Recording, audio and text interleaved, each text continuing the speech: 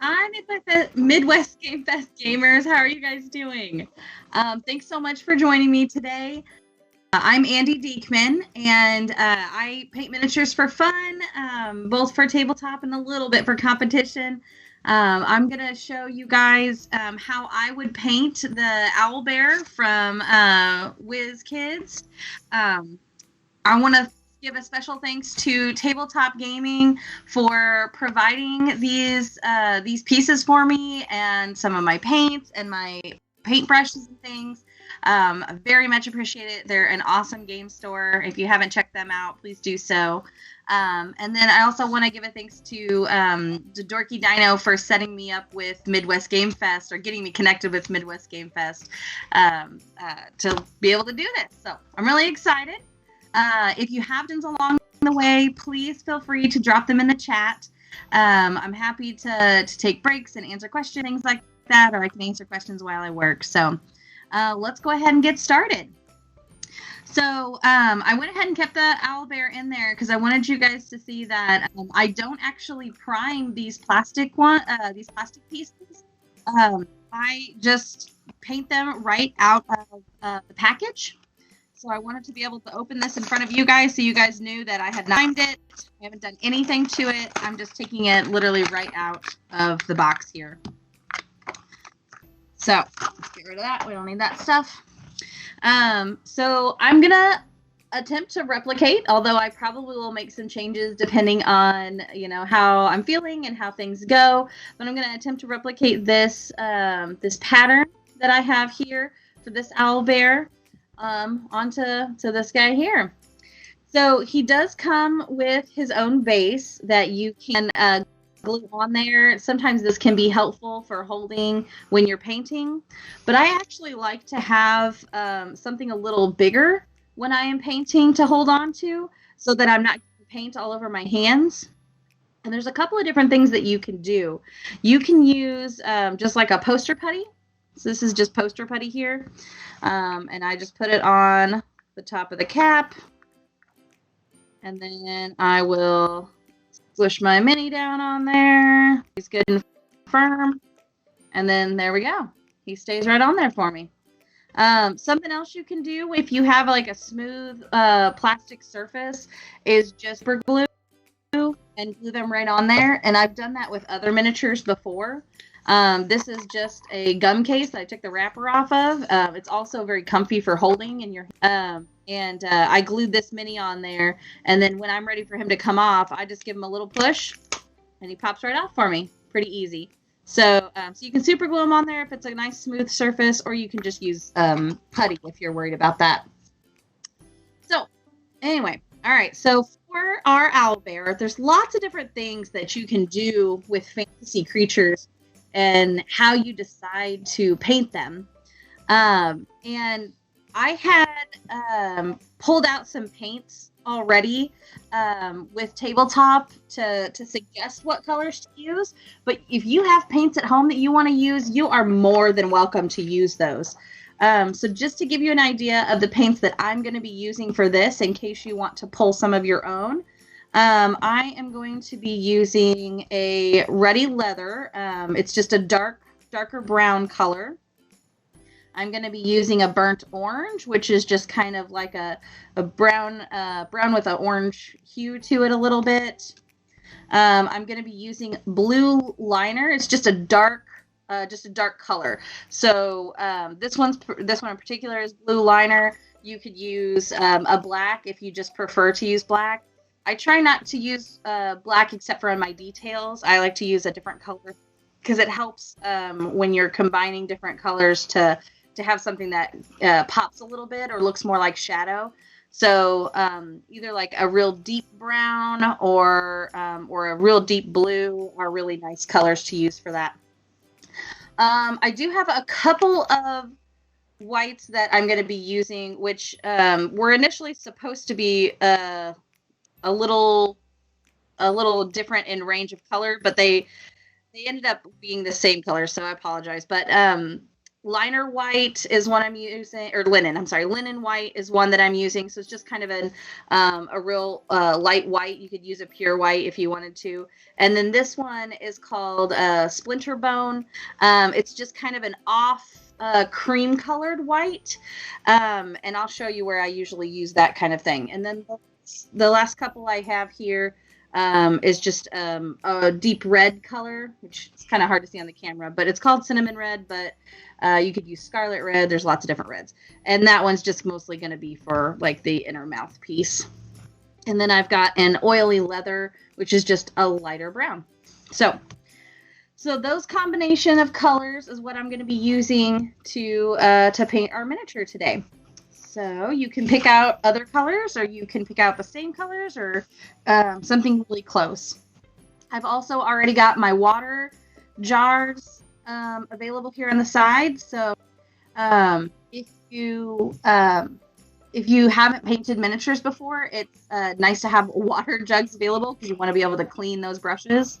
And then I usually have 2 jars of water, because I use one for clean water that will mix with my paints to kind of thin them out. Sorry. And then I use the other one to actually clean my brush. Let's see. Oh, it looks like we've already got a question in here.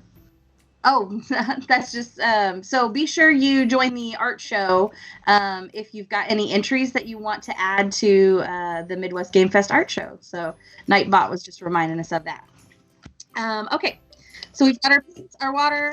I'm just going to use a paper plate for my paints, adding my paints to. You might have a tray or something. Whatever you're comfortable with is absolutely fine when you're using your paints. And then I have my paint brushes. I have a couple of different sizes, but really there's just a couple that I'm going to be using to do this painting on this miniature with us, or for us today.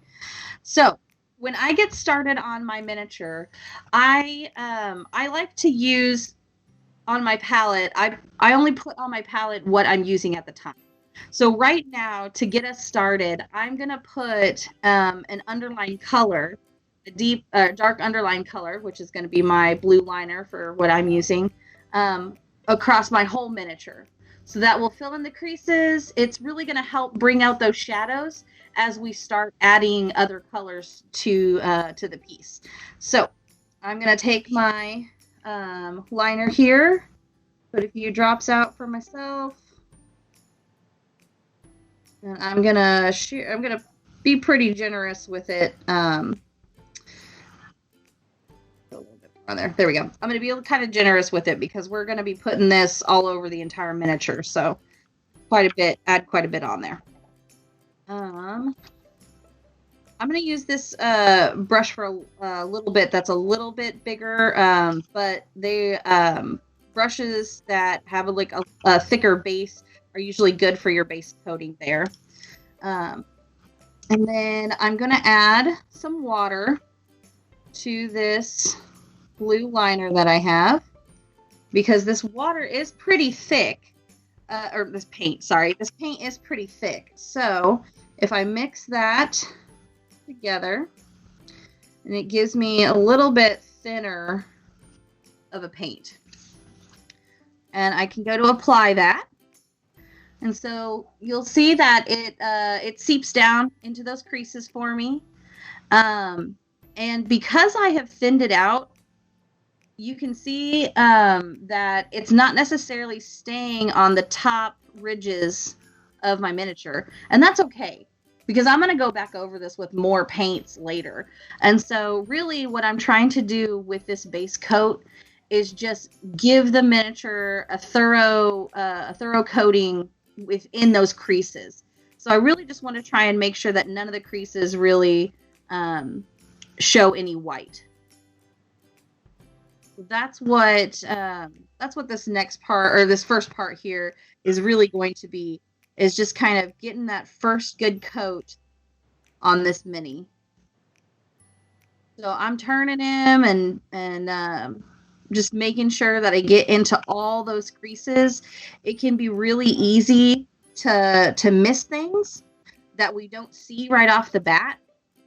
And when we start to add additional colors to our miniature later on, and we start to get lighter with some of our colors, if we miss those little creases and cracks and things that are just kind of like hidden in different places, they'll really stand out to us later as we're working on the mini. And so it can kind of almost be like an eyesore kind of thing. So we just want to make sure we get a good base coat, good even base coat across the thing, across everything. I will say that if you're starting to get to the point where maybe your paint seems a little thick, or you're starting to lose some of the detail in your miniature because too much paint is sitting on it, what I would do is clean your brush out and then dry it off, or get it mostly dry. Get your paintbrush mostly dry, and then start to pick up some of that paint that's on there. So I'll just give you, so if I cleaned my brush off, I'm going to dry it off in this paper towel that I have here, and then I would just go through, I don't know if you can see, but there's like a pool of paint in his underside here. And so I'm just going to take my brush that I have cleaned off and dried off and just dab it in that area to pick up some of that excess paint. And so now that excess paint is on my brush, and I can then clean that off. And now he's not got clumps on him anymore where that was. So if you start to have that, clean your brush, dry it off, pick up that paint, add the little pools on your miniature, and then put some clean water into your pile of paint that you have. So add some water in there, thin it out a little bit.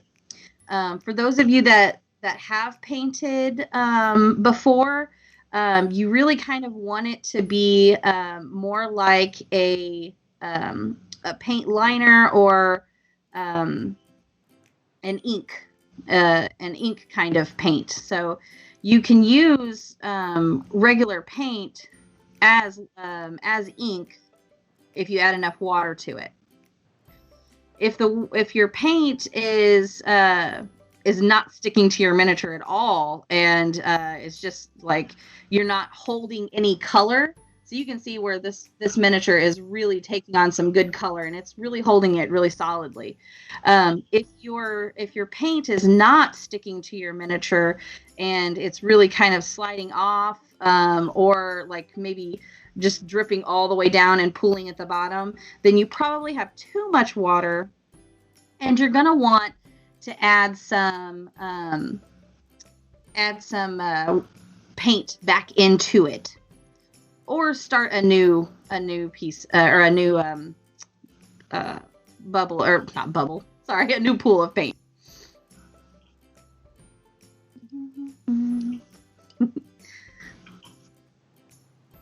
Right.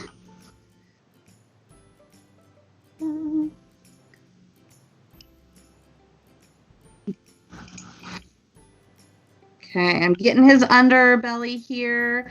Again, we just want to thoroughly really get in some good places, or into those underbelly places, because we want to get all the white crevices covered so that they don't stand out later. For this guy, underneath of his arm that he has up in the air, like in between where he's got a bend right there, that is an easily missed spot. So be sure you get that covered really well. And then under his belly, where the base kind of overlaps and it's hard to maybe get to a little bit, be sure you get that piece really well too, because we don't want any lines on there. Don't be afraid to get it on the base. Like, I'm going to actually coat my base in this color as well to use it as a base coat. So if you are using the blue liner, it's really a good combination with several different colors. So no matter what you end up wanting to paint your base, the blue liner is going to complement most colors. So unless you're wanting to paint your base like a cream or a white, or if you're wanting to paint it yellow, those are, or orange, I guess. Those are really the only colors that would not meld well with this blue liner. Otherwise, you really are going to have a lot of good combination of colors, even with the blue liner underneath. All right.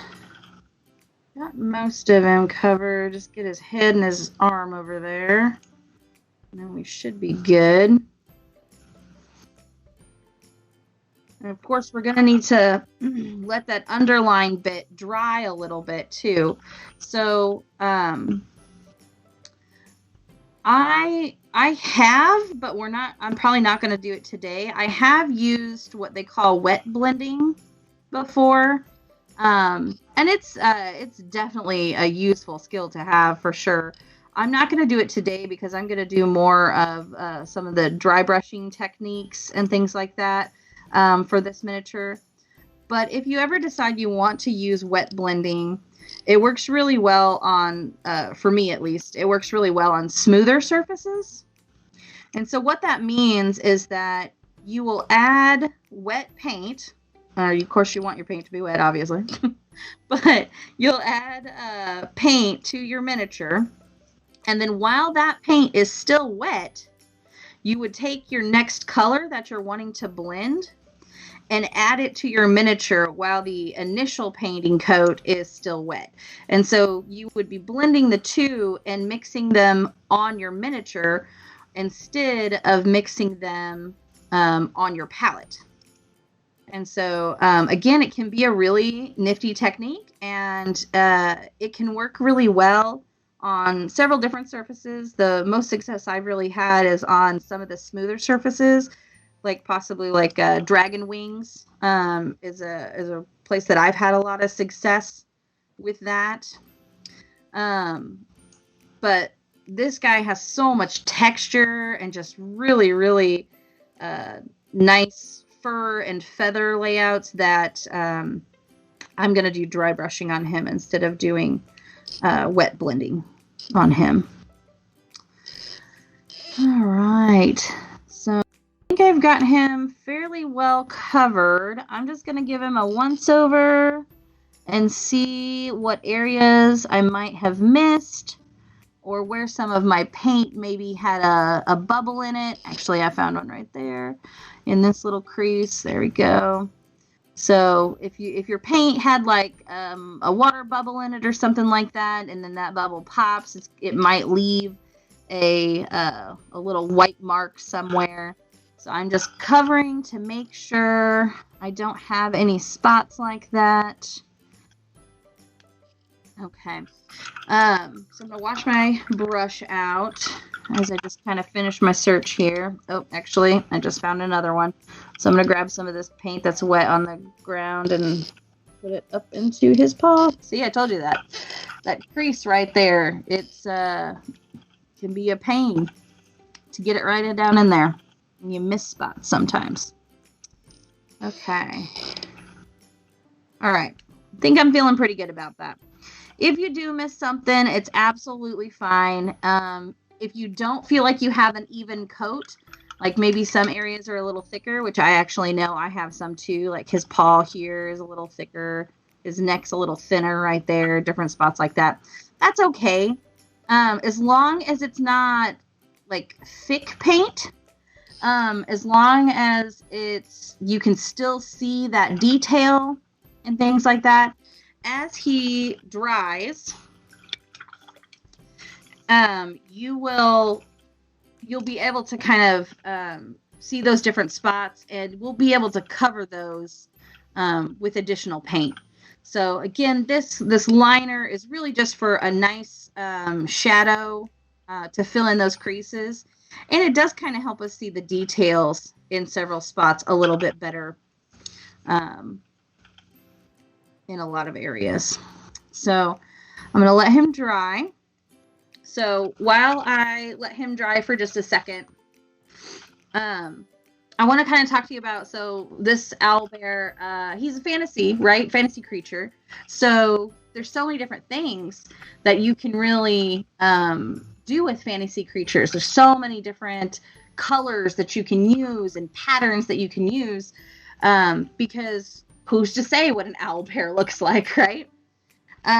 So for this owlbear, I wanted to give myself a bit of a challenge and try and get him to look like a normal mixture of an owl and a bear, and like what those color patterns would look like on that type of a creature. So the way that I did that, and this is something that you would want to kind of think about ahead of time, is that I on my phone or on your computer or wherever, whatever piece of technology you would be able to have, or you could even use a magazine or something.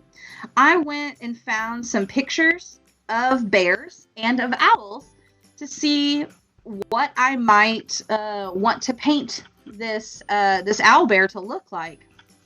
And so when I picked his colors, I found a bear online that, I know it's kind of hard to see because of the lighting, but I found a bear online that I really liked. He's just a normal brown bear. And so I kind of looked at the patterns on him and how his fur colors shift and how they blend together. And so when I was painting this guy originally, I looked at like his paws, his legs are so much darker than his back. He's really been like sun bleached on his back a lot. And then he's got his face has a lot more light brown colors in it as well. So that's the bear that I found. And then I went and found an owl that I felt like the colors blended well with the bear's colors. And so, again, I know it's hard to see his actual colors through the camera, but I looked at this owl and I thought, okay, so he's got a lot of these nice brown colors. They match fairly well to the bear that I picked out. And you can see kind of on his face how it also looks lighter. So that was kind of fun. And so when I was painting this guy, I kind of took that into consideration. And I had these two images up on my phone while I was painting this one. And the white flecks on his arm here and on his face and a little bit on his back are from this owl that has these different like white markings along its feathers. And so that's kind of where I got my concept for this owlbear. But really, you can just use, whatever your mind can come up with. It can be really great. All right. He's getting a little drier. Mine at least, is probably dry enough to at least get started. He does have some excess now that I have seen kind of around his feet. So this was a dry paintbrush, so I'm just going to pick some of that up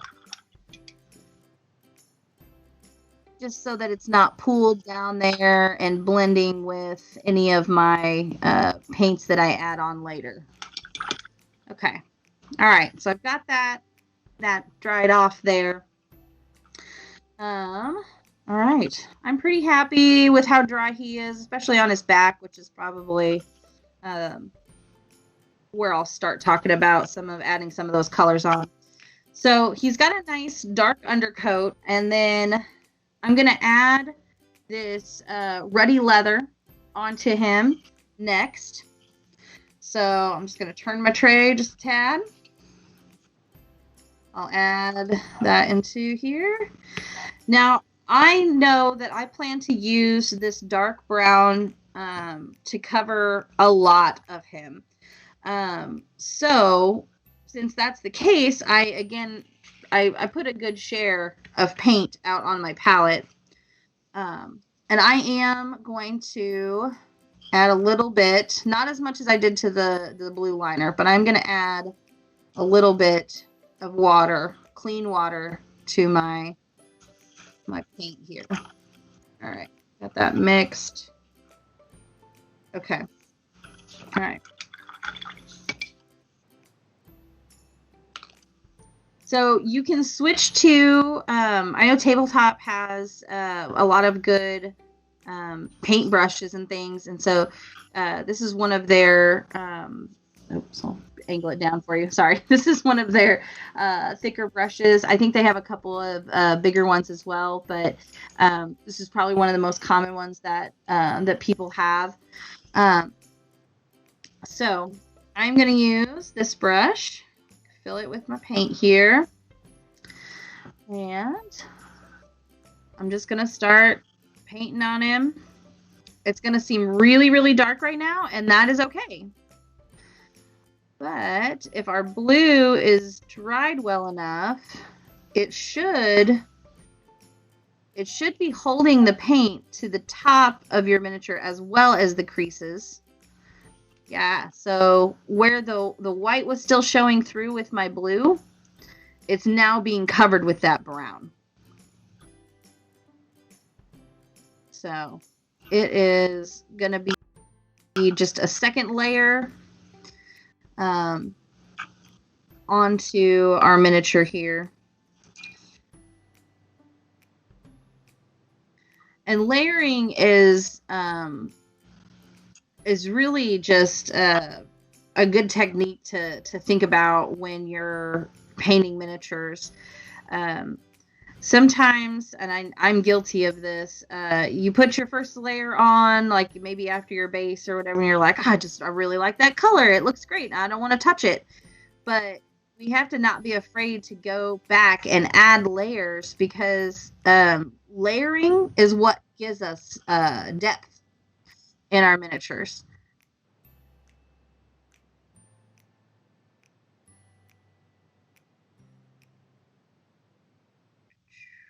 All right.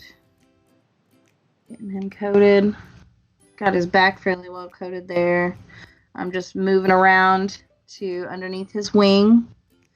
This is another place that, or another time where those places can be tricky to get covered.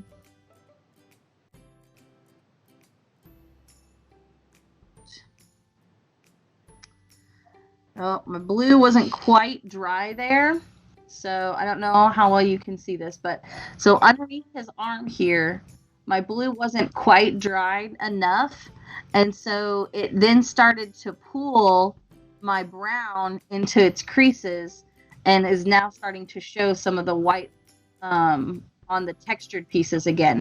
So I really need to try and pick up some of that paint with my brush, move it to the side, let that area dry, and then come back at it again afterwards.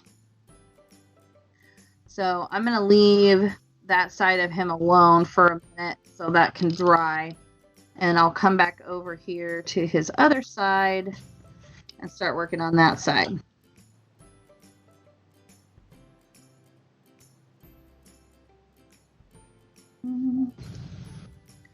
Okay.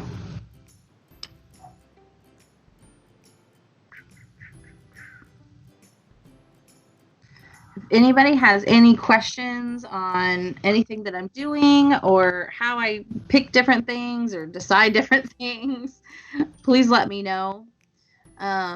Something that I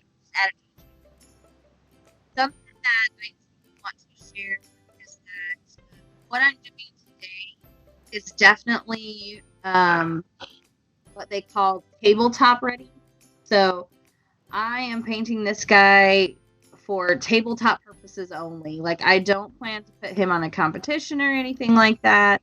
He's just gonna be ready for my players to fight, or the way my games go, they usually try and befriend them. Who doesn't want an owlbear for a friend, right?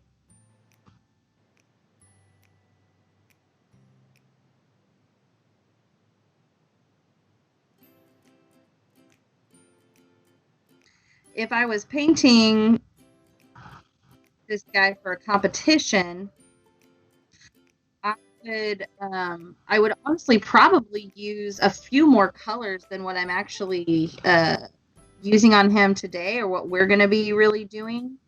I would probably have more detail into his feathers and his fur. Um, and I would try and make my shifts between the different colors, the blending through different areas, a little bit cleaner. So that way, it would have kind of more natural feel, like real fur or real feathers would kind of have in some fashion. The other thing that I would want to do if I was painting for competition is that I would want to try and decide, where do I want my lighting to come from? So I would try and think about, if this owlbear was standing in the forest or standing in a clearing maybe, or possibly fishing in a lake or a stream, where do I want the sun to be hitting him? Is the sun going down and it's going to be lower? Is the sun coming from an angle on top of him somewhere? Where is that lighting coming from that this owlbear is going to be standing in? And so when you pick where your lighting is coming from, then you want to paint the miniature so that angle of lighting hits the entire miniature and is clear about where it's coming from throughout your miniature.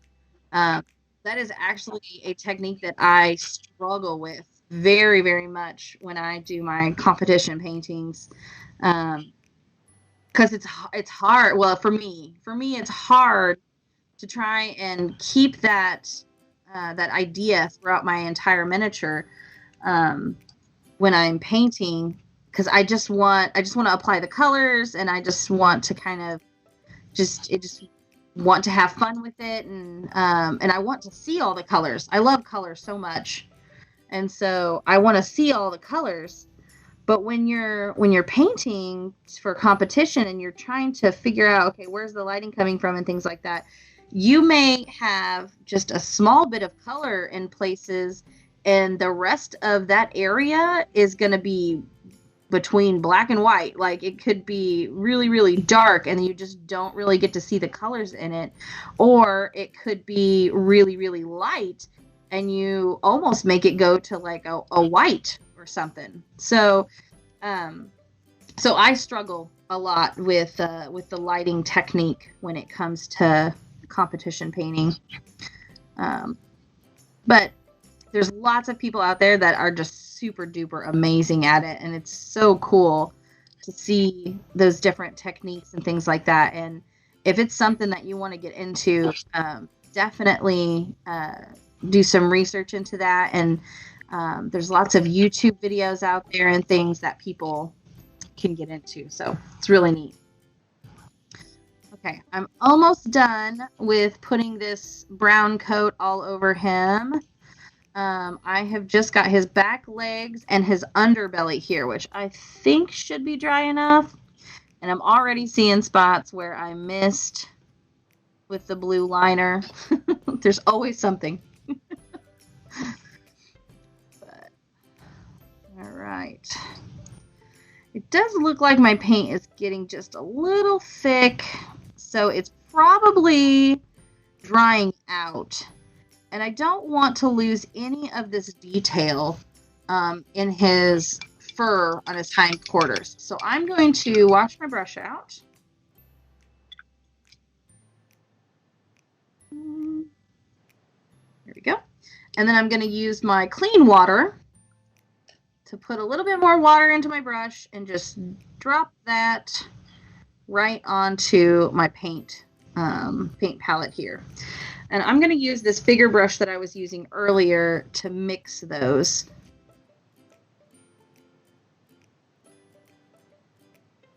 So that way the water and the paint mixes thoroughly. That looks good. All right. While we're talking about paintbrushes, something that I do like to mention to people, if you're new to painting, or if you have been painting and you just never thought about it or just never knew it. Something for your paintbrushes, as you're painting, you shouldn't keep your paintbrushes in your water. So notice that after I got done using this bigger paintbrush here, I cleaned it off, I dried it, and then I sat it down next to me. So if you leave your paintbrushes inside the water while you're painting, it frays the bristles of your paintbrush. And if you have been painting long at all, or even just a short bit of time, you'll know that a frayed paintbrush when you're painting a miniature is awful, and you almost have to throw that paintbrush away. They do have some uses, and I'll talk about that later when I get into dry brushing. So don't necessarily throw those paintbrushes away, but they're no longer good for detail, right? So it's just if you leave them in the water, the water itself will get into the metal piece of your paintbrush, and it expands in there, and then that causes your bristles to separate. But then also just gravity in general, because when you sit your paintbrushes in the paint water upside down, that gravity is pulling them down to the bottom of that jar or cup or whatever it is that you're using. And as it sits on the bottom of your cup, the brushes separate because they're being pulled down away from each other. So two reasons there why keeping your paintbrushes in the water while you're painting is just really not good for them. So as you're painting this mini, be sure that you are taking your paintbrushes out of the water after you've cleaned them. And it's usually a good idea to try and dry them off as well. Not as big a deal to dry them off, but I find that it helps me be sure that I have gotten all the paint out of the brush. Because you'll notice on my paper towel here, as I was drying them, it would leave marks. So then I would go back, wash it again, and then once it stopped leaving marks, I was like, okay, I'm satisfied with this brush being clean. Okay.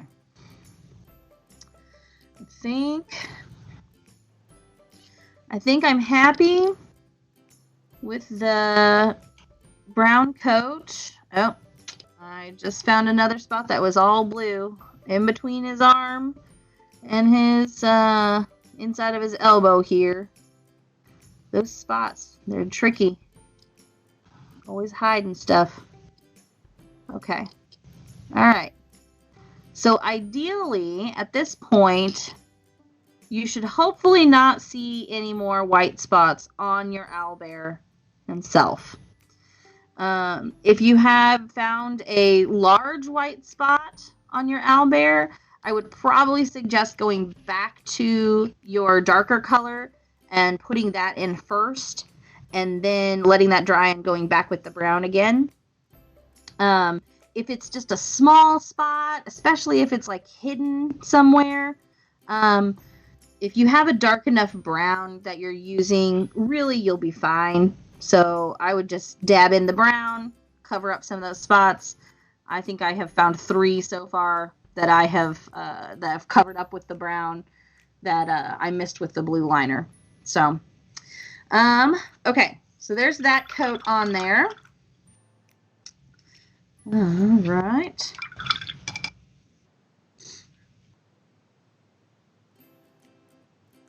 Okay. He's still pretty wet. So I'm really afraid to kind of go at him with too many more colors right now. So let me kind of talk through some of my plans for my next steps. So I have used the dark brown, but we've got this oiled leather and this burnt orange color that I plan to use on him for his fur. So what I'm going to do first is the next color in the line. So the darkest one I just put on, then there's this middle one. That's going to be my next color that I put on. But kind of like I showed you earlier on the reference photo that I used, the paws, the legs and the paws of the bear that I was seeing were darker. Probably because when he's laying in the sun, he maybe has them under his stomach, or maybe he is standing in the water for long periods of time and that part's not being bleached by the sun. Different things like that. So lots of different reasons that could be. But anyway, so that bear had dark paws. So when I go back over with this oiled leather, just my slightly lighter brown color, I'm going to steer away from his paws more and mostly paint like his elbows and up as I'm doing that. So that'll be kind of what my first go-to for that is going to be. And then later, or after that, then I will go back with my burnt orange and go on top of the oiled leather. But that's when I'm going to get into dry brushing, because this is going to be my lighter color that's really going to go on his back and on his shoulders. And so that lighter color is going to really be what makes him look like he's kind of sun bleached on his back versus on his legs and his tummy. So let's see where we're at on the dryness of this guy. Yeah, I think he's probably okay. Okay. If you feel like you need more time for yours to dry, please go ahead and wait. You can always, this video is being recorded, so you can always come back and later on, I believe it's going to be posted. So you can always come back and do it again and run through everything again if you need to. So if your guy is not dry enough, please feel free to wait. But I am going to go ahead, I think, and move forward because it looks like I'm okay. All right. So my middle brown color, shake it up, drop it on here. And I am going to put it next to the darker brown that I was using, because there might be a point where I decide that I want to mix the two. And so I want them to be close to each other so it'll be easy for me to be able to blend them together if I want. All right, I'm going to add a little bit of water again. Again, not as much as I did with the initial liner that I was using, but enough to kind of help that paint flow a little better. So take my paintbrush, blend that together. Okay. All right. It seems thoroughly mixed. So I will, I kind of feel like there's a lot of paint on this brush right now. And so I don't want to glob it on, because I'm going to start to get a little more detailed in what I'm doing. So I wiped a little bit more off on the plate here. You can use your like a paper towel or something and kind of dab some off on there. Or sometimes I'll even use my finger to wipe a little bit off. If I feel like there's just a little bit too much excess, I'll dab on my finger to kind of get some of that excess paint off if I'm worried about it being too much. Okay, so his backside here is probably the most bleached area. His backside and his shoulders. So I'm not super worried about if it gets into the creases, but I also want to leave some of that darker brown showing too, because the reference picture that I had of the bear, you could still see his undercoat. And so there still should be some of that darker brown coming through, even though this is kind of where we're going to have our lighter colors, that bleached fur / feathers. All right, so I'm adding that on there.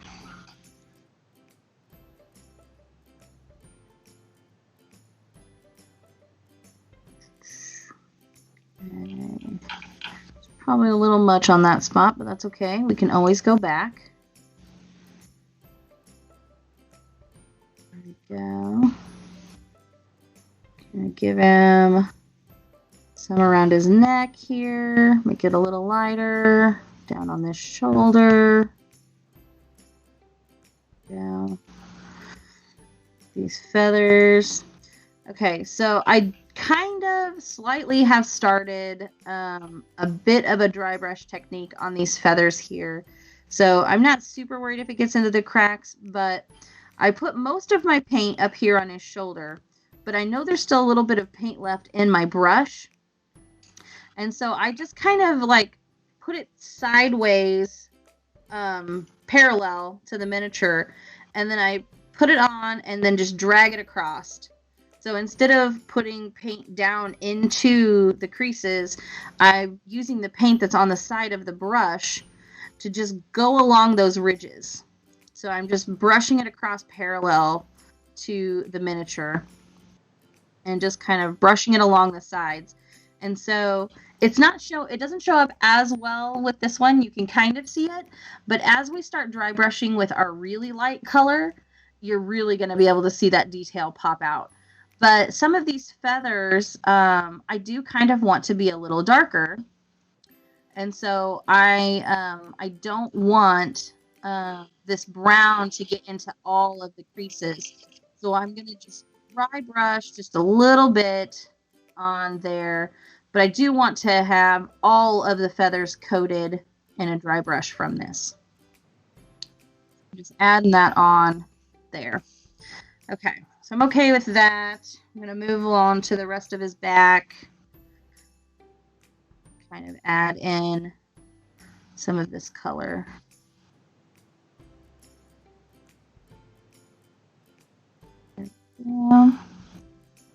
Depending on what colors you want your owlbear to be, maybe you're doing this a little heavier than I am, and that's okay. If you have picked out a bear photo of, a bear that is been in the sun a lot more, maybe, or different bears have different colors of fur, and, so you can have a lighter bear if you want to, and just use that darker brown as a shadow effect. And this lighter color could be on more of your owlbear than what I'm going to be putting it on him. It's absolutely up to you. That's what's so great about miniature painting, is that there's really no wrong way to paint your miniature when it comes to color, because it's whatever you want it to be. There are some, competitions out there and things that do more based on realism about how you've painted. I know, a lot of army figures and things like that kind of typically like it to be more realistic based kind of paintings, and especially when you're painting people. People tend to like people painted like people, if that makes any sense. But anyway, but with creatures, you can just paint it however you want to paint it. So I'm going back over some of the spots that I've already put this brown, and you'll notice that as I'm doing that, it looks even lighter, even though it's the exact same color that I was using earlier. But those spots where my original color has dried a little bit, because it has the lighter color on it already, it's pulling out more of that pigment and covering more of the dark color. And that's because when we water our paint down, it is slightly more translucent. So you can see through it a little bit more. Oh, I went down a little too far in his polish. Shouldn't have gone down that far. That's okay. I can always go back over it. Anyway, so that translucent paint, when it goes over the dark brown color, it is going to make the paint that we're using look much darker than what that paint actually is. But then as we go over it again, we will see that more of that color comes out as we go over it. And we'll be able to see that lighter color, and it starts to look closer to the actual color that we're using, rather than like on his backside here where it looks like a blend between the two.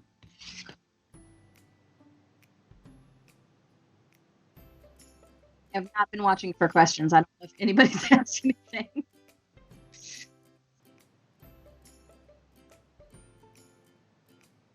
Okay.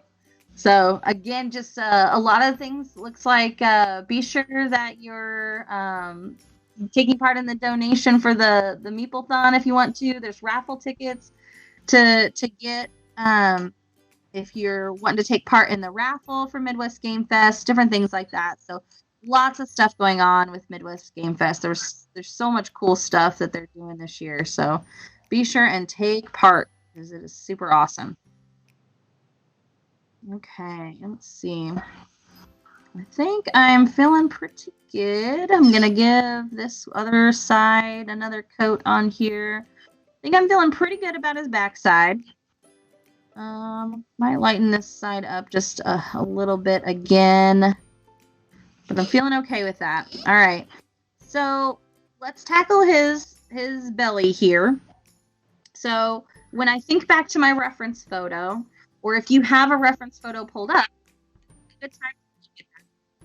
So look at the animal's belly and see kind of what does it look like. The bear that I have, its chest is a little bit lighter colored than like his paws. So I am going to go ahead and put this brown on his chest as well. A little around his neck down here. And I'm going to end up putting some on his face too. So again, whatever you're comfortable with, whatever you feel like your owlbear should look like. You could do his whole belly if you wanted to. Whatever you think looks good. And all right, so I just real quickly did kind of a brush over there. I partially used my brush technique that I was talking about, where I just kind of like laid the side on it and just pulled up so that it would just kind of get on the edges of his fur and feathers on his chest. But if you want it to be on thicker, you can absolutely do that. So it's literally just whatever you think. All right, on his face. Let's go back on here. Oh, I got a little bit on his neck. I'm going to just put some right around there. There we go. All right. That makes me happier. There we go. Okay. His head, just kind of like we talked about before when we were looking at the reference photos, his head was pretty light colored as well, just like the rest of him, which also matched the old photo that I was using as well. So I'm going to do the same thing to his head. I'm going to add a lot of this middle toned brown to it.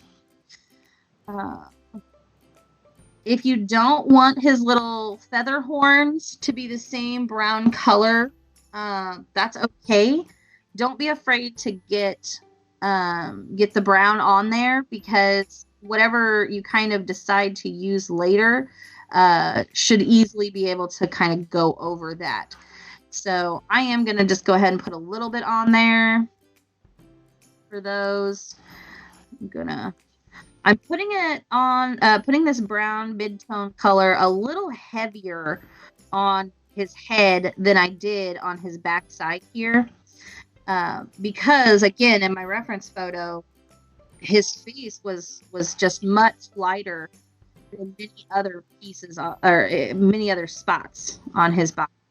So I am putting this on fairly generously.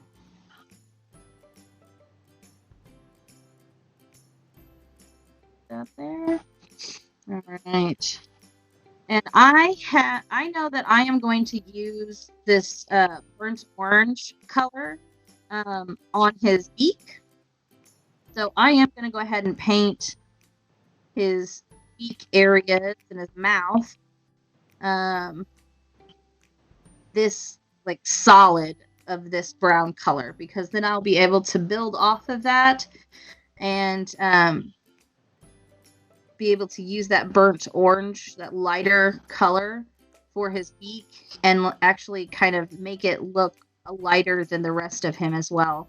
Again, this goes back to if you put a lighter color that you have watered down on top of a darker color, it's gonna look darker because of that kind of translucent bit of paint. So so if we build on it and layer on it, we will be able to get the lighter color that we really want to see.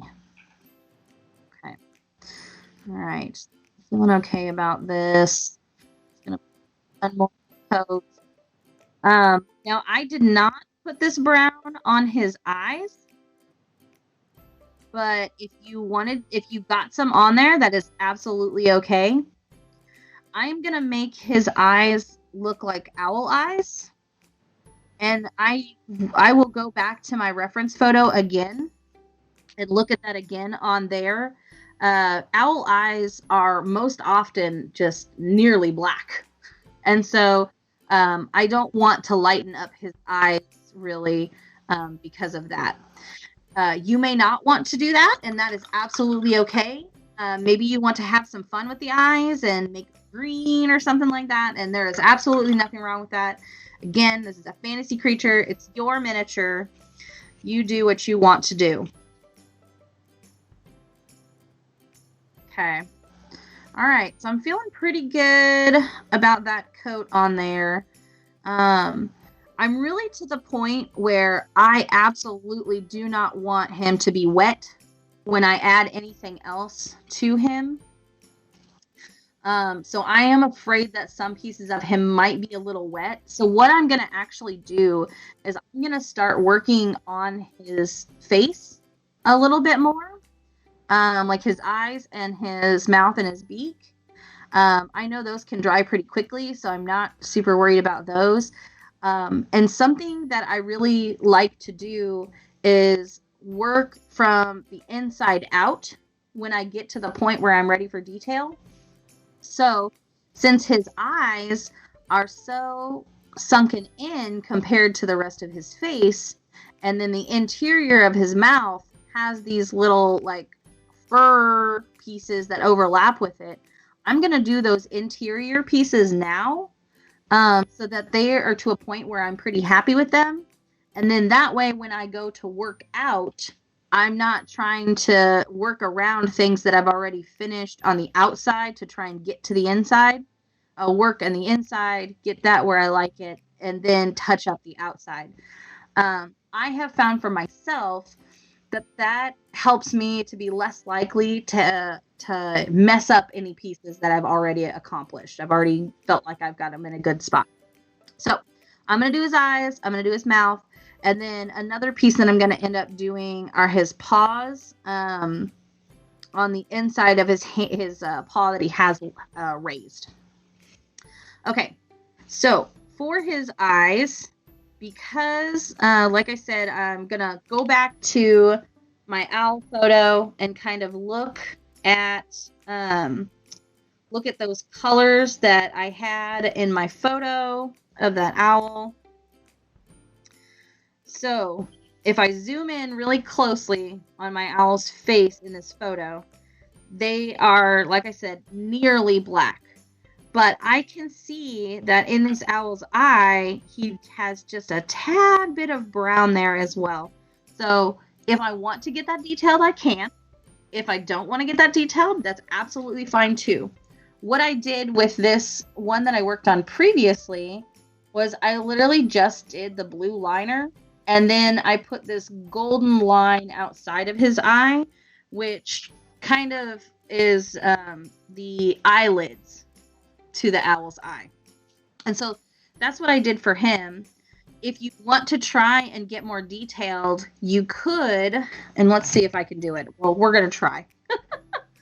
All right, so I have another paintbrush here from Tabletop that is just slightly smaller. The brush is slightly smaller, so I'm going to get it wet. And I am going to take a piece of my paper towel, and I'm going to pinch it together. And I'm going to, what I have been taught by a friend of mine, sharpen my paintbrush. So you have your wet paintbrush, you pinch your paper towel together, and you run your paintbrush through that crease. And then turn, and then run it through again, turn, run it through again, until you get to the point where you're happy with the point of your paintbrush. And so it kind of makes it look like you have sharpened that paintbrush to a tip. So that's a technique that I like to use, and that I learned from a friend at a convention. So I'm going to put a little more of my dark blue liner color on my palette because it kind of dried up. And so I'm going to take a bigger brush, add some drops of water in there, but not as many as I did last time because I do want this to actually be slightly thicker. So there we go. All right. I am going to get some of that wetness off of there.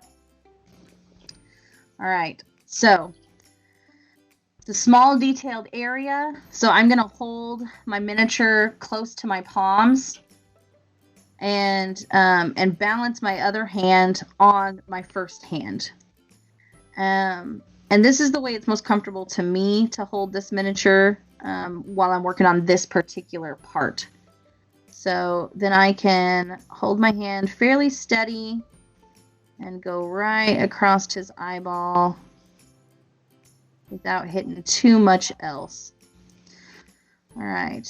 That might be a little thin. I may have added too much water. I think I'm going to put a couple of extra drops of paint back on my palette because I'm just not happy with the consistency of what I just put on there. And keep in mind that this dark color that you're using to do this with is what you lined your miniature with. So if you get it into the crease a little too much or whatever, like, it's not a big deal because that's what you are already using for your shadows. So it's not too much of an issue if you do that. And we can always, again, go back over any of those outside areas because we're going to recoat them anyway. We can always go back over them and lighten them back up again. All right, there we go. That I'm much happier with how the thickness of that one. Okay, so you can kind of see on the one that I've done here that it is darker than the first one. So we're going to switch over to this other eye.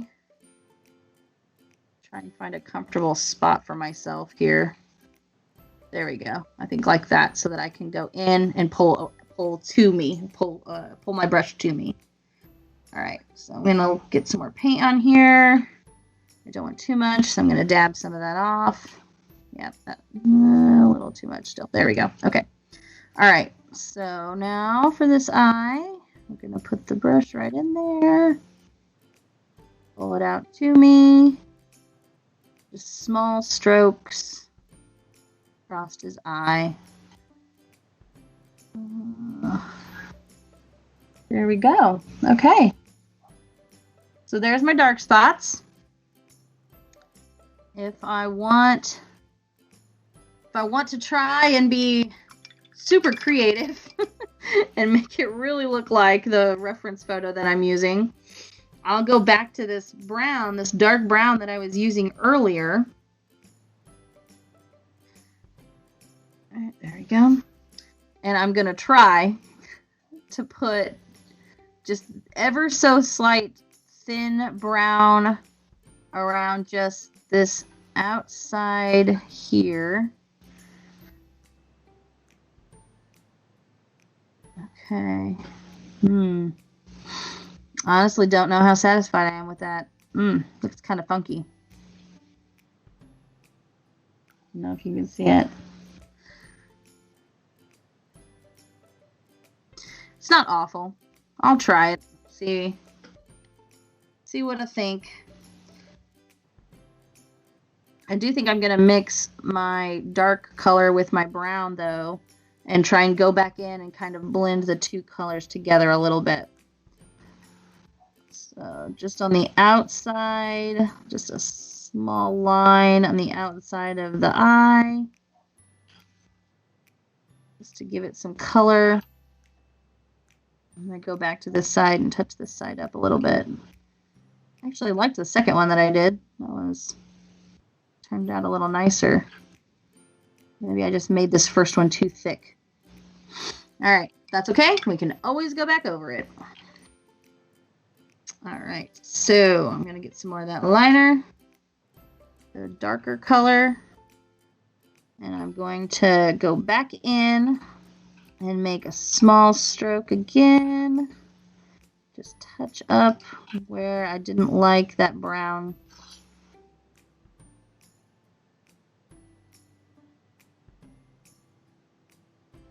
Okay. A little better. Not bad. I think I'm going to touch up this second eye again too.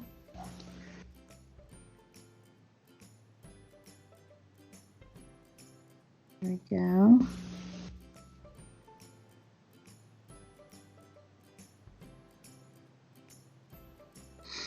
Okay. All right. And at this point, if you're trying to do what I'm doing, I'm going to remind you that we are tabletop painting. We are not competition painting. So we don't need to be perfectionists. As long as you kind of have that concept of the color of the eye there, then you really you have a good spot. And then we are going to, I'm going to, just like I did on this guy, the little out circle of his eye, I am going to also make that lighter color as well. So this is actually where I'm going to take my burnt orange color and do that. So shake this up. This is my first time opening this one for this particular miniature. All right. I'm not using as much of this one, so I'm just going to put a few drops on there. And I'm really only going to add just a dab of water because I don't really need too terribly much. There you go. Okay. All right. So again, our small paintbrush, I'm going to clean it out, sharpen it back up again so that I feel like it's got a good point to it that I'll be able to use for this detail. Okay, so we definitely don't want too much water in this color because we don't want it to bleed. So if you're nervous or if you kind of maybe have a habit of adding too much water, which I absolutely do sometimes, you might choose to just not add any water this time because we're doing such a small, detailed place. So it's up to you if you want to try it or not. Again, we can always go back over it.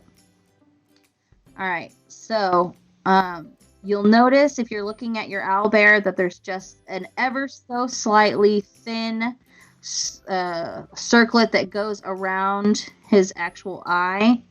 And so that is the piece that I am painting right now.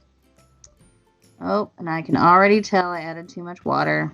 That is a very common thing for me. Okay. All right. That's okay. I can always go back and fix that. I am going to put a different drop And I think I'm just going to do a whole nother puddle of this paint and just not add water to it. So that way I know for sure it's not going to be too thin. Okay.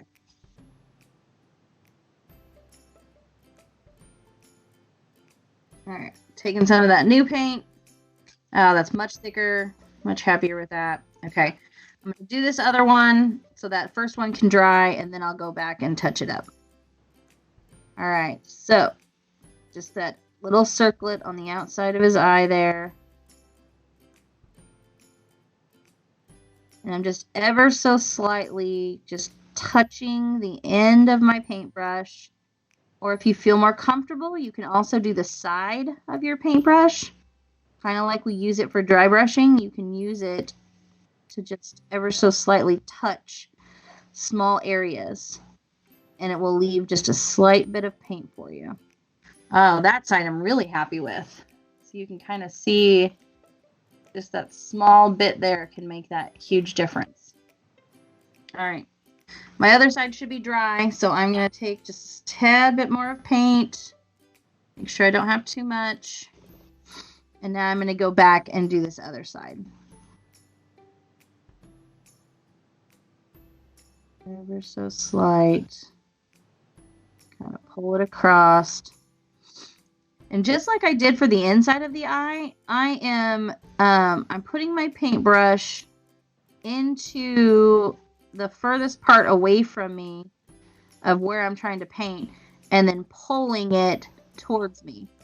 And I'm not moving my whole hand, which I know can be hard sometimes, but I'm just moving my fingers to pull the paintbrush instead of moving my entire hand. It can kind of help you stabilize yourself a little bit better when you do that. So I'm actually pretty happy with those eyes, even with the little brown parts that I put into his eye. I'm pretty happy with them. It's a little easier to see those in person than it is on the camera, but you know. Okay. All right. So let's go ahead and do the interior of his mouth. Honestly, the rest of him really should be dry, so we probably could go ahead and continue the rest of him, but I'm going to go ahead and finish that mouth just to stick with my inside out technique there.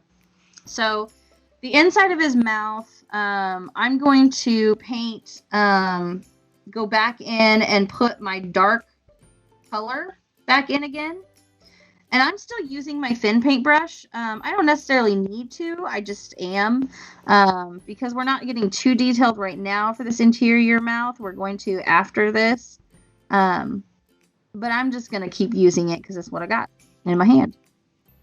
All right. So I'm just putting that really dark color back into his mouth. Again, since we're not painting for competition, I am more just putting it in there just because if you're not looking directly into his mouth and you're just kind of looking at the top of his head, really we just need to know that that's a deep space into his mouth and it's not like right at the surface. So when we make that dark, it tends to kind of set that back.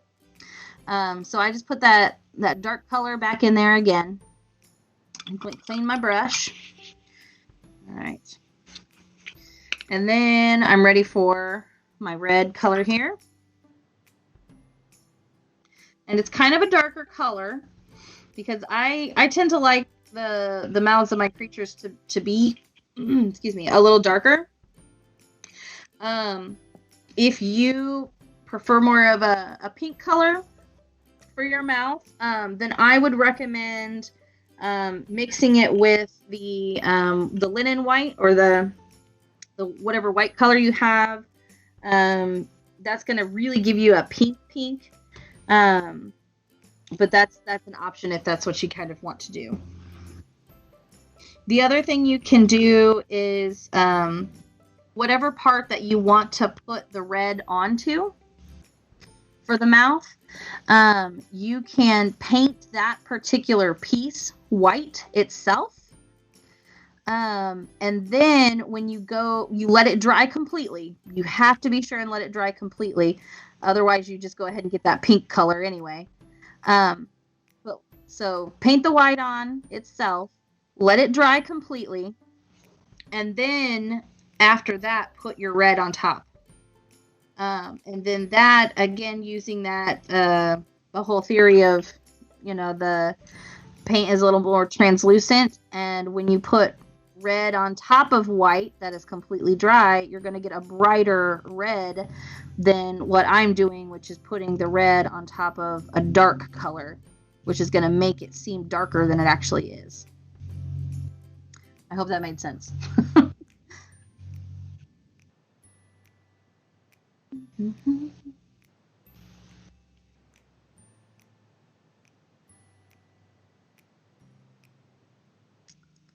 All right. Okay.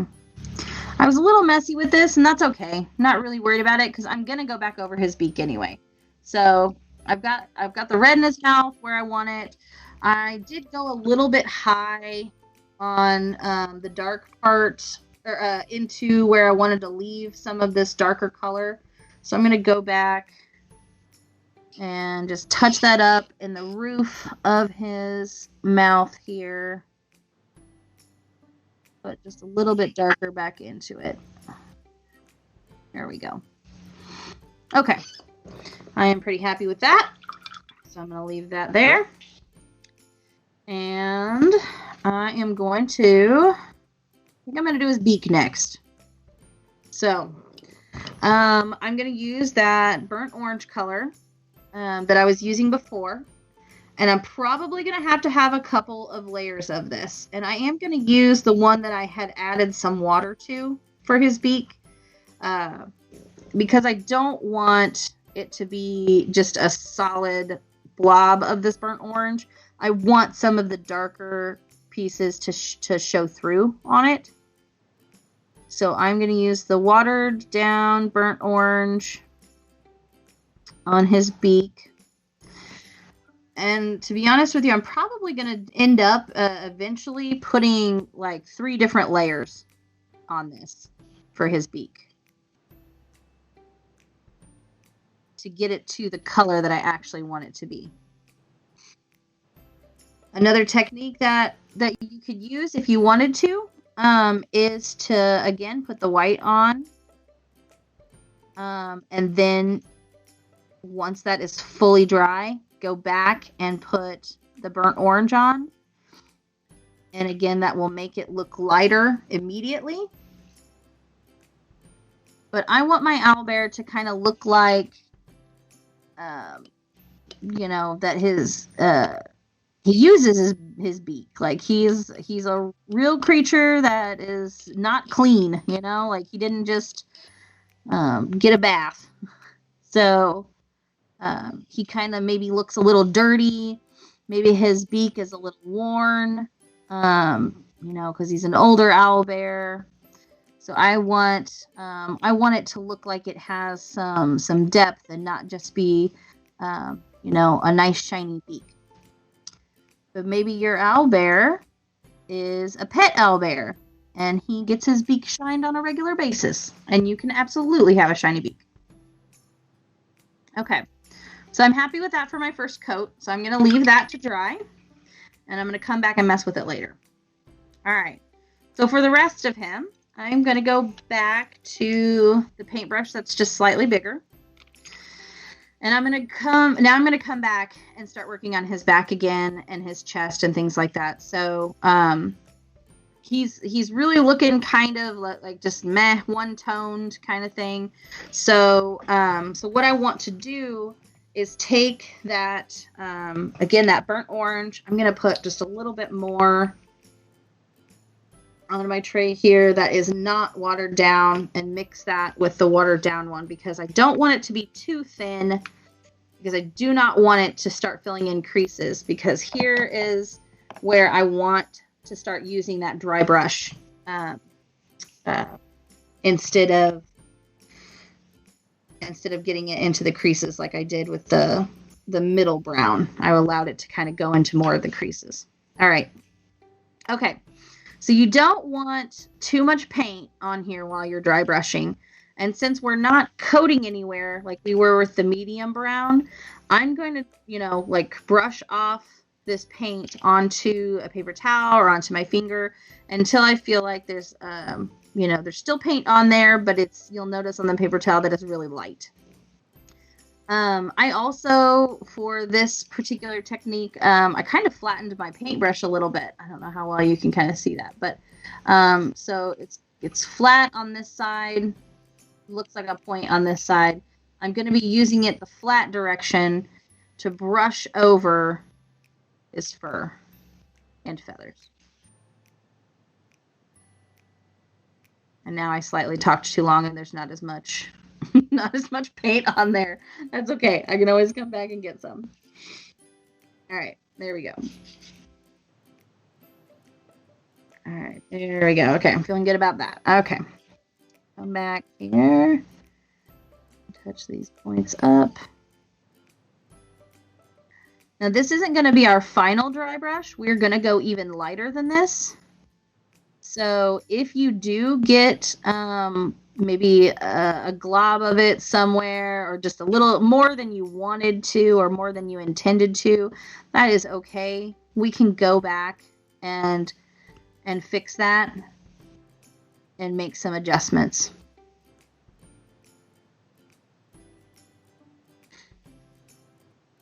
Okay, there we go. Brushing over his fur.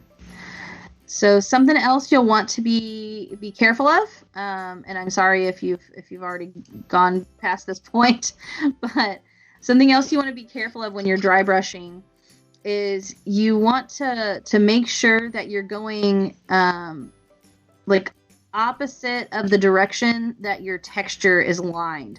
So on his fur, well, you can see the lines go this way down the side of him right here, or his feathers, the lines go down his arm like this. And so when I'm dry brushing over those areas, I want, instead of going down with the lines, I want to go the opposite. So I want to go perpendicular to them. And you can see where the paint will grab those lines and stick to it.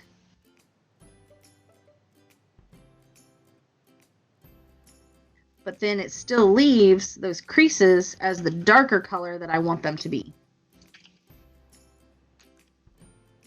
All right. So, gonna show you that.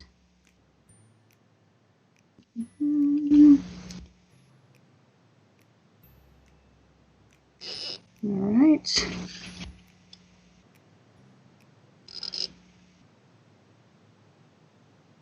Okay, there's that. All right, got his back pretty well. All right, I'm gonna move to this other wing.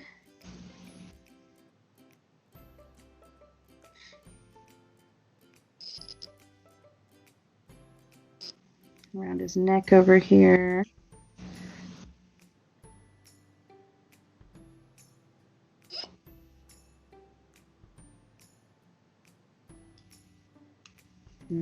Much. There we go.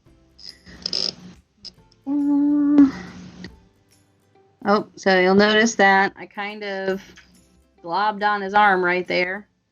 That's all right. We can fix that. There we go. We may end up going back and making some of these other spots darker as well, and that is okay too. So we're going to do that. Okay. I feel like his back and his wing, I like where I'm at on those. If you want yours to be a little lighter, you absolutely can do that. I am going to move to his neck and his chest. So I've kind of done the back side of his neck pretty well. I'm just going to do his neck right here. Get some color on there. And then his chest as well. So under here, I want these little feathers to have a little bit more texture to them so that they pop a little bit. Depending on how you want your owlbear to look, obviously. You might go across his entire belly. You might just do his chest. You know, this, if you're using a reference photo, look at your reference photo and see kind of like what you think your bear looks like, or you can look at a couple of different reference photos and compare what you kind of looks like. Or if you're just painting just to paint, you can use whatever color on his belly you'd like. Okay, so I'm pretty happy with his chest there and his back. I'm gonna go ahead and move to his face.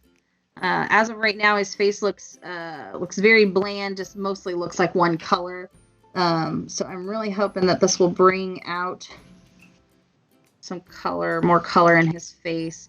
So I am going to be more cautious on his face about how much of his fur he's covering up.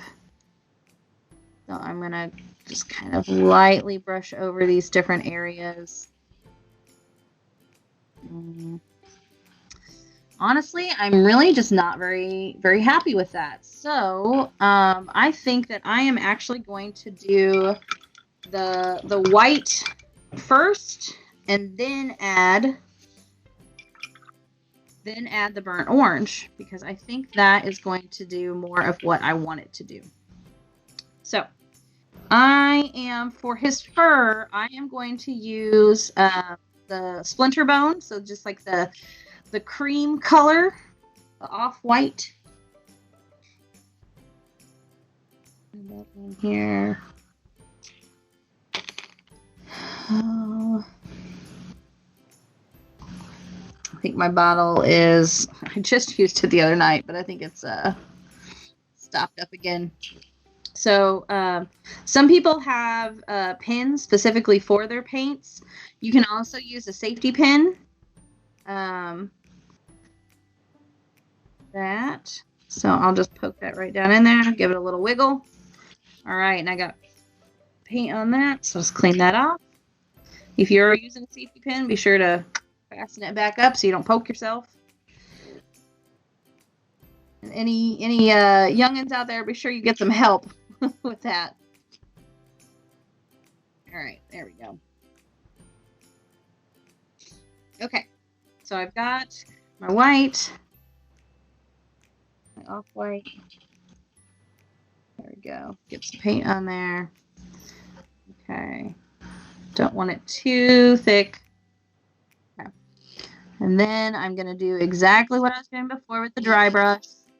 And I am going to just lightly go over those areas. Mostly more towards the outside of his face, because the inside of his face might actually be a little darker, and that's, you know, you gotta have the sun hits him and things like that, or the ends of his fur might be a little bit lighter. Okay, I'm pretty happy with that. That side. Let's go over to this side.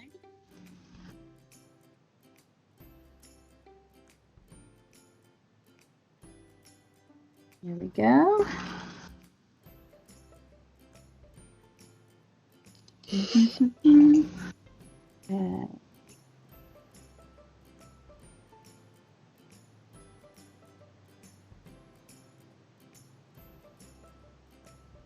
There we go. Okay, it's looking good. If you're doing the white, you may actually find that you kind of like it. I think he looks kind of cute with this little white ends there. But I'm probably going to go ahead and go back over with orange and here again with the white afterwards. So then I'll go on top of his head here. On top of his head's a little trickier because there's lines going kind of all different directions on top of his head. So it can be kind of trickier to pick which direction that you want want this to come from. So just kind of test it out, see what you think. Worst case scenario, you put that brown, the mid-tone brown back on top to kind of see what you want to do there. Okay. I'm liking that pretty well. All right.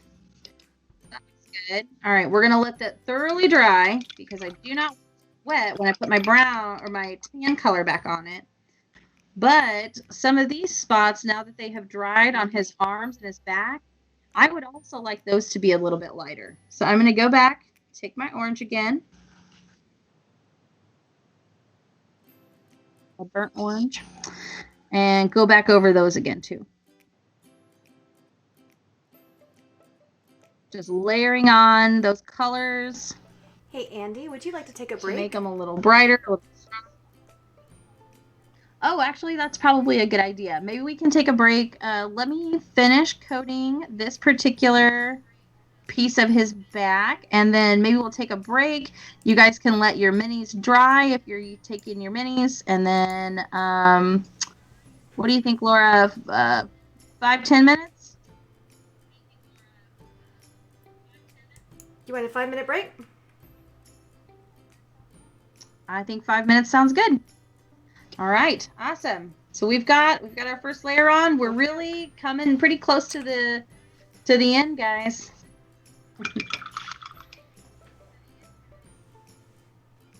All right, we're going on break now.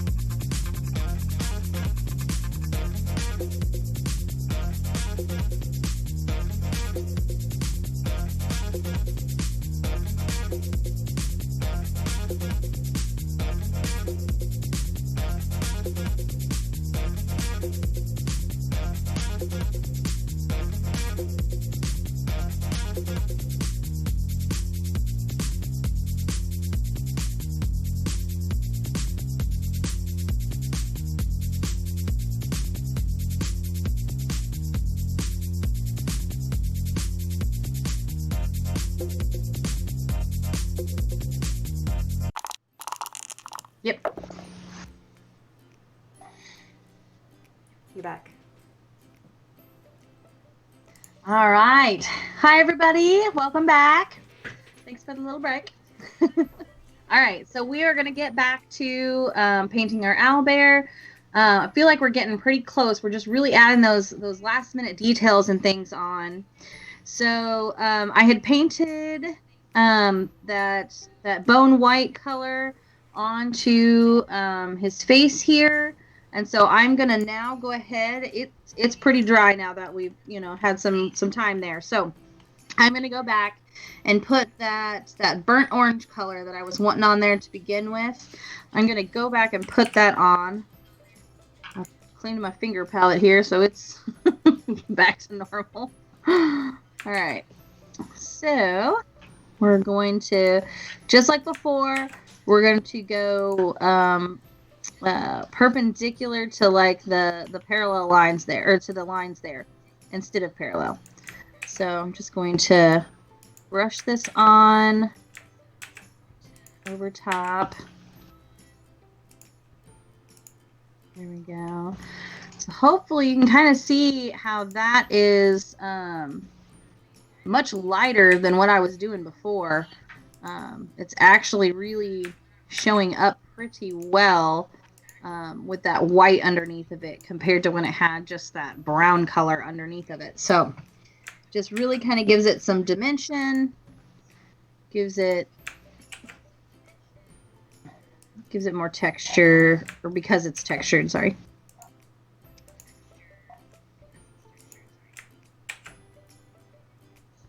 All right, there we go. Okay, I'm liking that pretty well. I'm pretty happy with his face there. But I did like having that white on his face. It was kind of cute, I felt like. So, which I think I did. Yeah, I put it on his face too. But I kind of liked that white on there. So now that I have the color that I was really wanting underneath on there, I think I am going to go ahead and go back and put just a tad bit of the white back in, just on some of these edges of his fur and feathers around his face. And so I'm just going to kind of touch a few of those places up. So I'm kind of dry brushing a little bit, but just in a smaller gestured way, where I'm being very specific about like where I'm placing those. You may find it easier to go in and actually pull your paintbrush along those lines of those different areas. So whatever you feel comfortable with, whatever seems to work best for you, you can kind of find your comfort zone in working on these small details and how you kind of do them. There we go. All right. Pretty happy with that. Like his little white around his little whiskery area over here. It's kind of cute. All right. Okay, let's go to the other side here. Gonna do the same thing. Just kind of brush along those areas that I want that white to show up.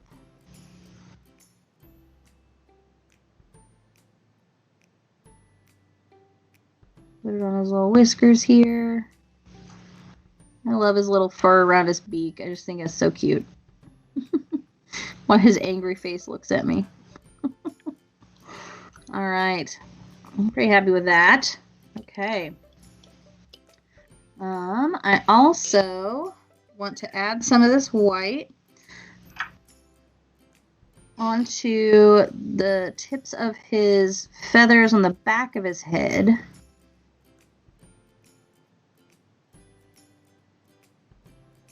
So in my reference photo that I have been using for the owl part, the owl had little flecks of white along his feathers.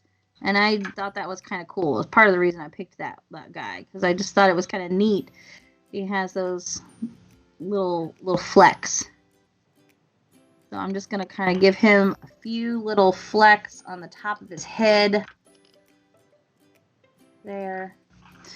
And then I would like his little feathered horns to be much lighter than the rest of him as well. So I'm going to also use this to paint that as well. I do want to use light strokes with this because I don't want it to just be a pure white. I want some of the other color to shine, to come through a little bit and still give it some depth, give it like a shadow almost.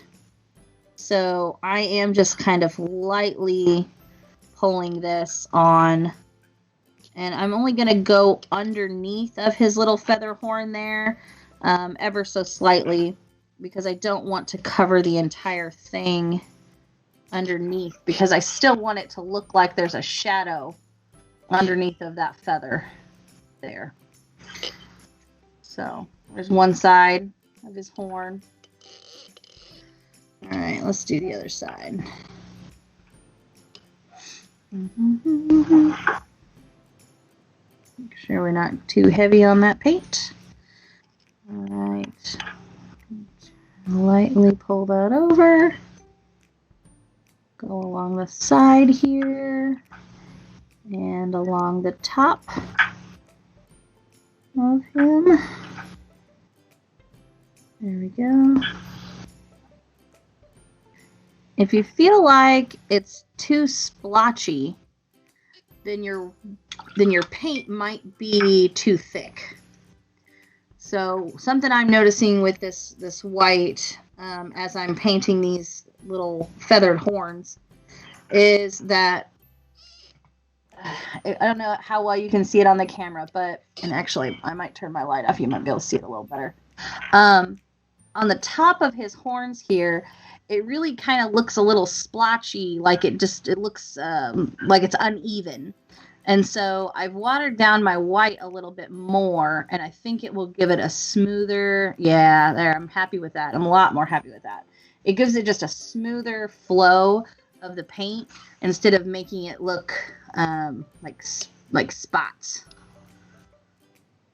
It makes it look like it's a smooth flowing feather instead of spotted, unkept feather. He might be a wild owlbear, but he still has nice feathers.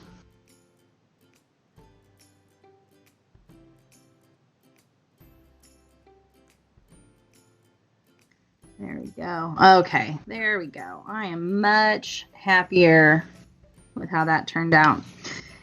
If you think it's too light, maybe you don't want your feathered horns to be quite that light, you can go back over them with a thinner version of one of these two browns, and that will kind of that'll give it like a shadow almost, and kind of darken it back up again if you feel like it's too light. And that technique is usually called inking. So you kind of make your paint watered down enough that it's like an ink, and go back through those creases to kind of give it some more depth there. All right. The only other thing I really kind of want to do with his face is to go back and do some touch-ups on his beak. So I'm going to do that real quick. So I'm going to go back to my burnt orange, or my lightest, like orangey kind of brown color. And I'm going to go back over his beak again. There, lighten that up. That looks good. I'm pretty happy with that. That color. All right, so I'm pretty happy with it right now. Depending on how it dries, I may go back over it one more time. We will see on how that works out. But I am pretty happy with it at this point. So that looks good there. If you look closely at your owlbear, you'll notice that even though he has a beak, he also has teeth. So those teeth, we're going to want to get some paint on as well. So I'm going to take a piece of my my bone white that I have, and I'm going to paint those teeth. So I put my paint just super close to my tip of my paintbrush. And honestly, I probably should have sharpened my paintbrush before I do this, but we're just going to go with it. If you're nervous about it, go ahead and do that sharpening technique that I had mentioned earlier. So now with this paint on just the tip of my paintbrush there, I'm going to ever so softly just touch the ends of those teeth. Okay. I think I need a little more paint because something that's not coming off on the third one that I was working on. So I'm going to do that. On the tip again, just ever so slightly, just touching those small little areas. And the paint is just coming off on right into that small little piece that I am touching. So instead of like making actual brush strokes, I'm just laying my brush side right onto that area and then pulling off.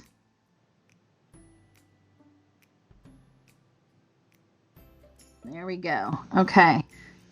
So there's his little teeth marks. I think this one needs just a tad bit more, so I'm going to touch that just one more time. There we go. Okay. I am pretty happy with that. The last thing on the beak that I'm going to do, you may like it the way it is, and that's absolutely fine. But owls have little nostril holes that are kind of like closer to the part of the beak that hits their face. And so I'm going to try and see if I can actually do that. I am going to use my darkest color again. So for me, blue liner. For you, it might be just your black or something, or you might just go ahead and pull out a black. I don't have a black out with me, so I'm just going to use my blue liner. Again, just like on the teeth, ever so lightly on the tip of my paintbrush. I did not coat my entire brush. I just put it right there on the tip. And I am going to come in close on his beak and just ever so lightly put my line there. And I'm just kind of dabbing it. I'm pulling a little bit, but just ever so slightly on that. And so there is my nostril on that beak. All right, now let's do the other side. Okay. Put paint back on my paintbrush. Just kind of wiping off some of that excess. And then just ever so slightly coming in here and laying the brush down on the side, pulling just slightly. Oh gosh, apparently I didn't get enough paint on there. All right, I'm going to wash off the old paint. Give that a start again.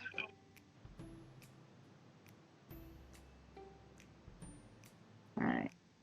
Okay, there. I think that looks good. All right, let's try again. All right, so laying my paintbrush down on its side in the angle that I want the slit to go, just pulling it ever so slightly.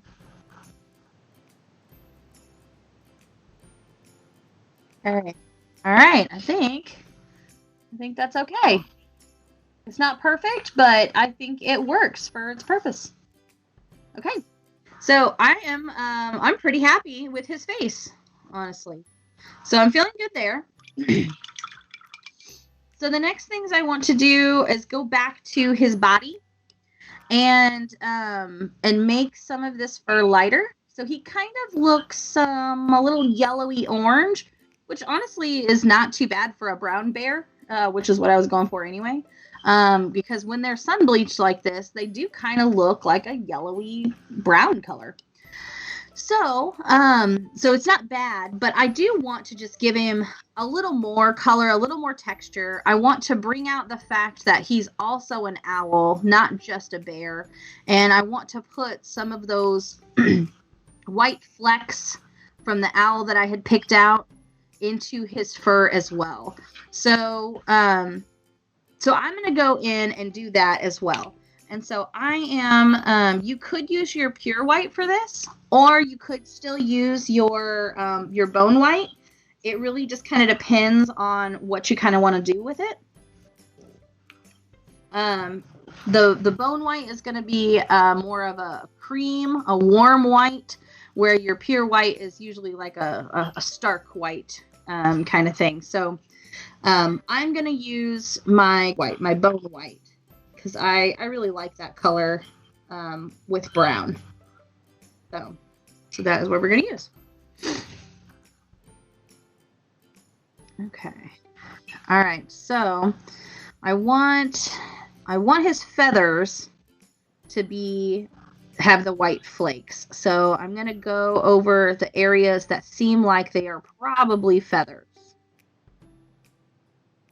And I'm doing that dry brush, but again, not as quickly. I'm doing the dry brush like I did on his face, where it's just really, really light, and I'm being purposeful with where I'm laying it.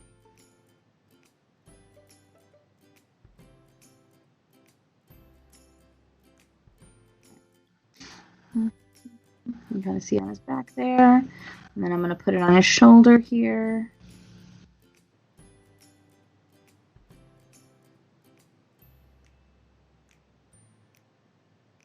Go. Okay. And I'm going to put my paintbrush fairly flat again. I'm going to put some on some of his wing here.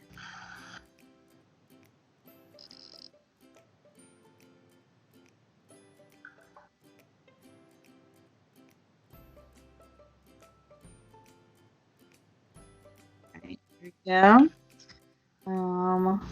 He's got these little spots down his back where it looks like feathers that are just kind of like sticking up through his fur, where his feathers transition to fur.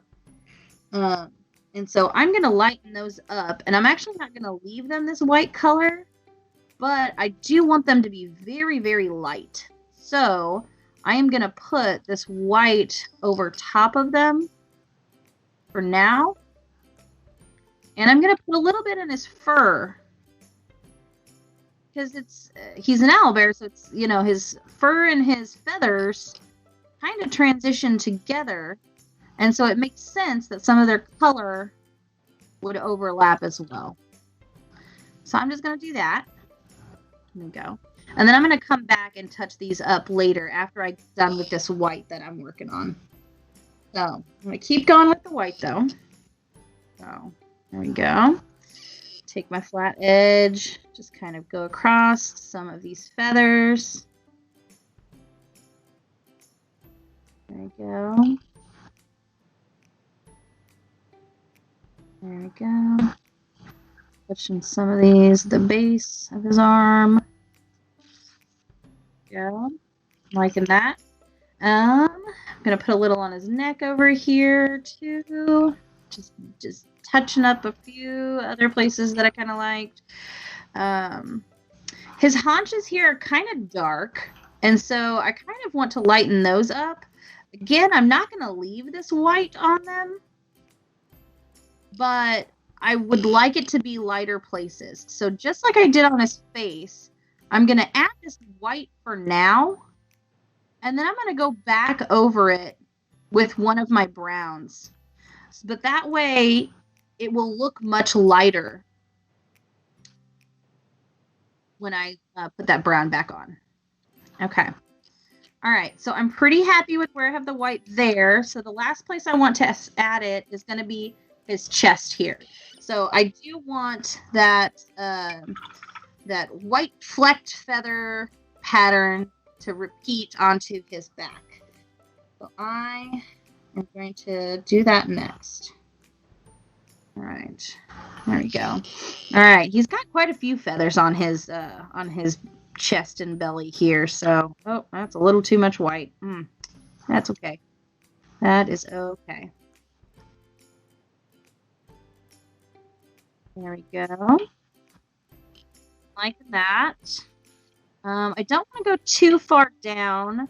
However, if I put just a little bit down there and then come back up it with some of this brown that I had used before, that'll kind of help with the look of the blend.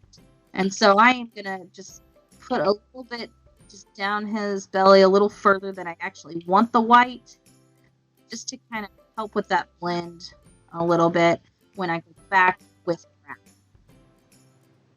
Okay. So I am liking him pretty well on that. I'm going to put a little bit of this white on the edges. So I'm just taking, again, the brush when it is flat. It barely has any white on it. And I am just gliding over the edges of his feathers. And then just a tad bit on the inside there of his feathers on his wings, his shoulder wings. Or his elbow wings, I guess. Kind of going over those. You'll notice I don't know owlbear anatomy. That's too much white. Okay, there we go.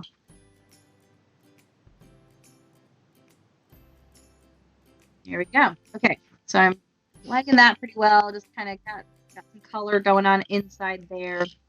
Okay, so I'm pretty happy with where I have all my white there. So I'm going to clean my brush again. Clean that off. Give it in a good rinsing. And I'm going to go back to, I think I'm going to go back to my middle brown.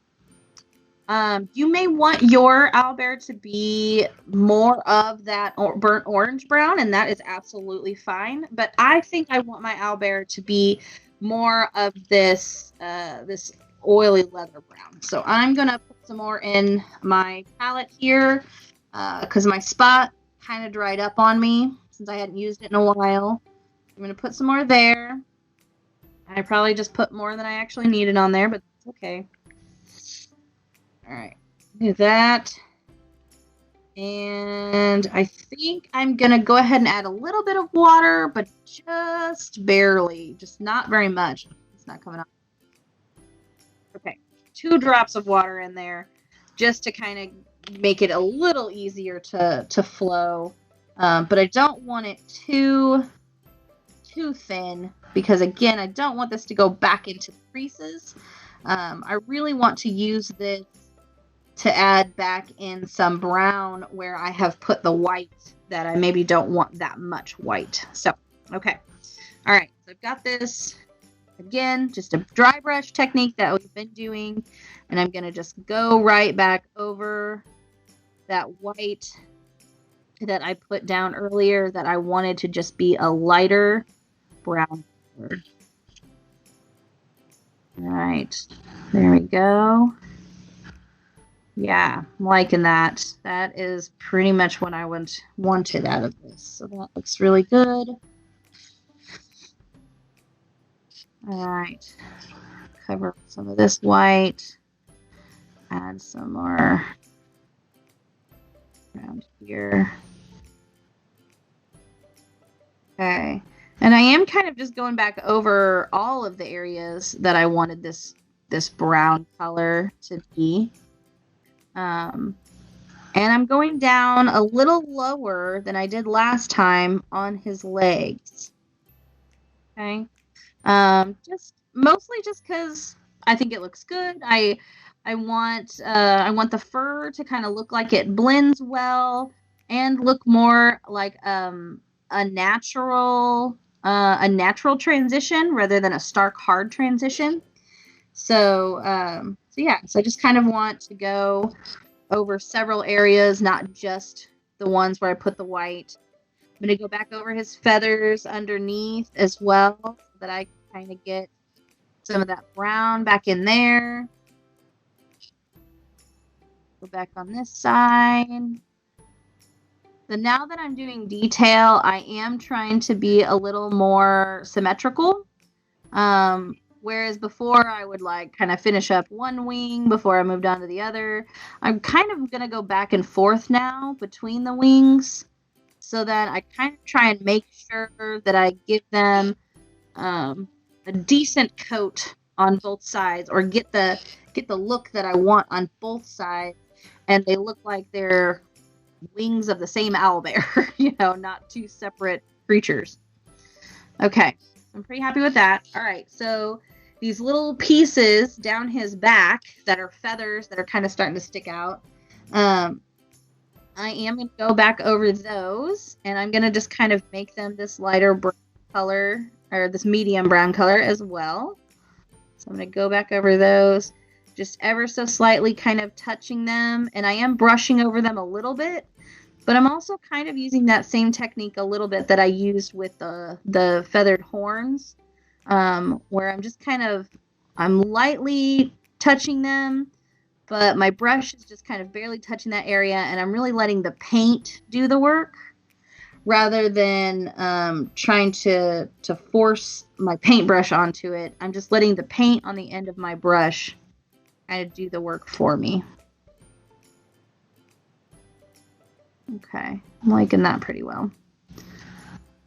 All right.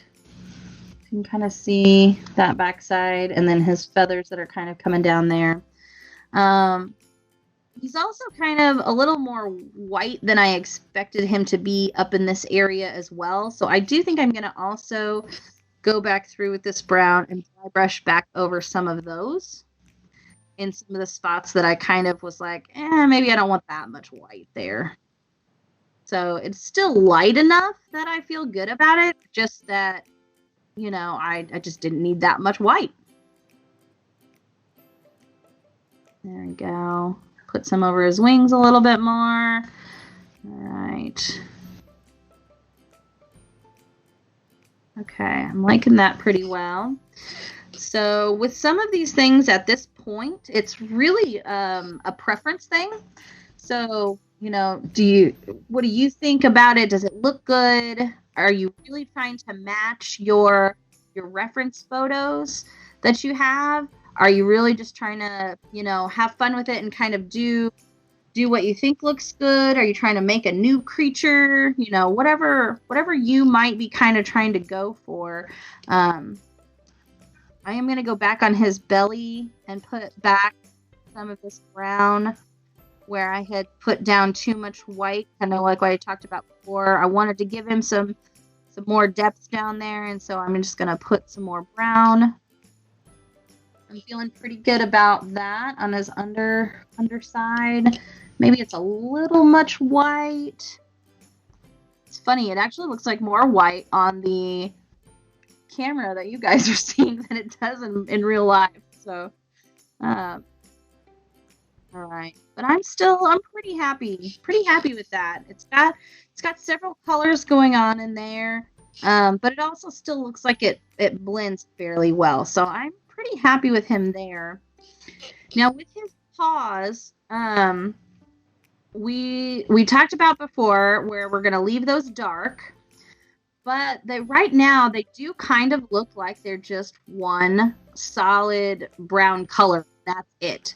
So I would like to try and give them a little more depth. And so I don't think this is what I did when I initially painted my first one, but here's what I'm going to try. So I'm going to try and do that blue liner as an ink on top of that brown.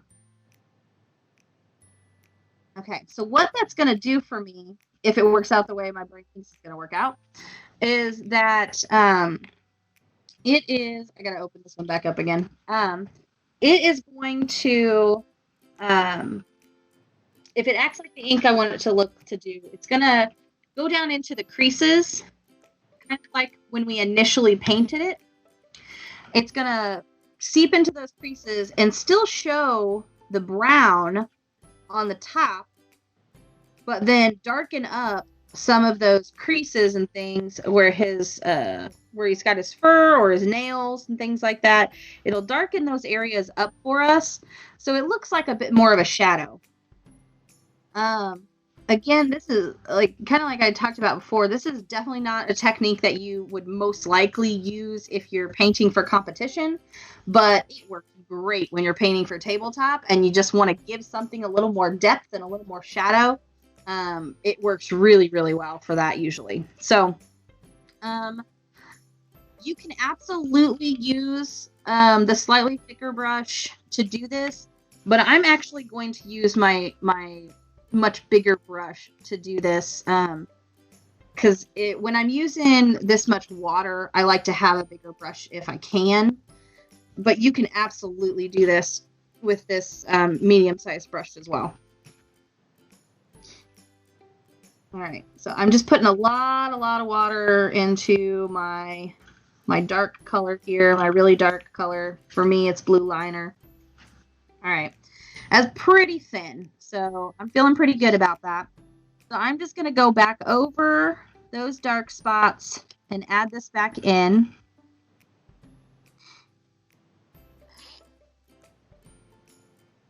Okay.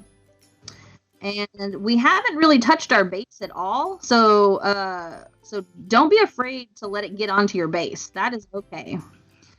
I think I'm going to touch up some of this blue into his his where his arms have creases and his legs have creases and his little undercarriage over here. I'm going to touch up some of those places too. I probably should have put just a tad bit more water in this blue liner, but just like I keep saying, that is okay. I can definitely go back over this. Yeah, so this is definitely a little more paint than I had anticipated putting on him to make his paws darker and give them some depth. But once this dries, I absolutely go back through and dry brush on my dark brown again and pull that right back out. So even though it's darker right now than I really wanted it to be, I can absolutely fix that. That is no problem. Okay. So he's looking pretty good there. I just got to do the paw that he's holding up.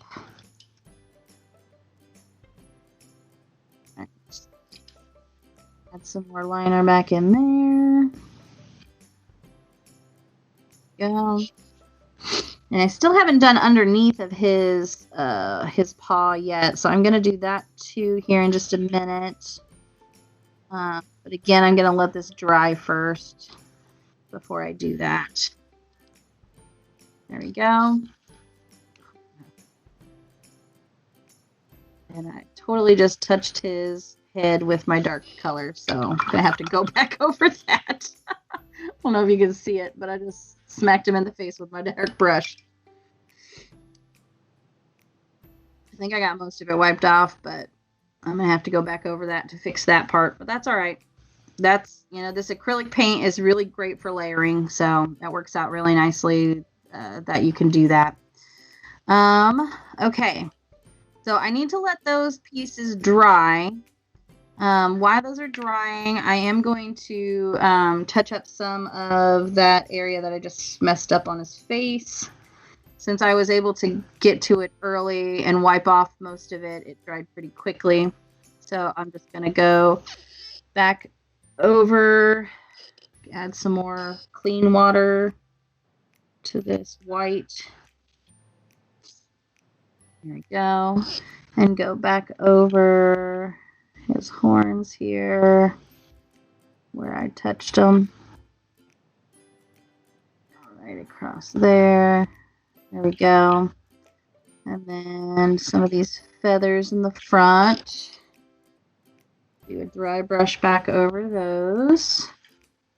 There we go. Okay. It's darker than I anticipated it being, but honestly, it's not too bad. Just kind of gives him more shadow around the crease of his nose. I am going to add back in just a little bit of brown because I feel like I lost that just right up here on these top feathers. So I'm going to just kind of put this brown back in there because I felt like I kind of lost that a little bit. There we go. And then when that dries, I will go back over and do the touches of white again. And then I think my little boo-boo is okay. There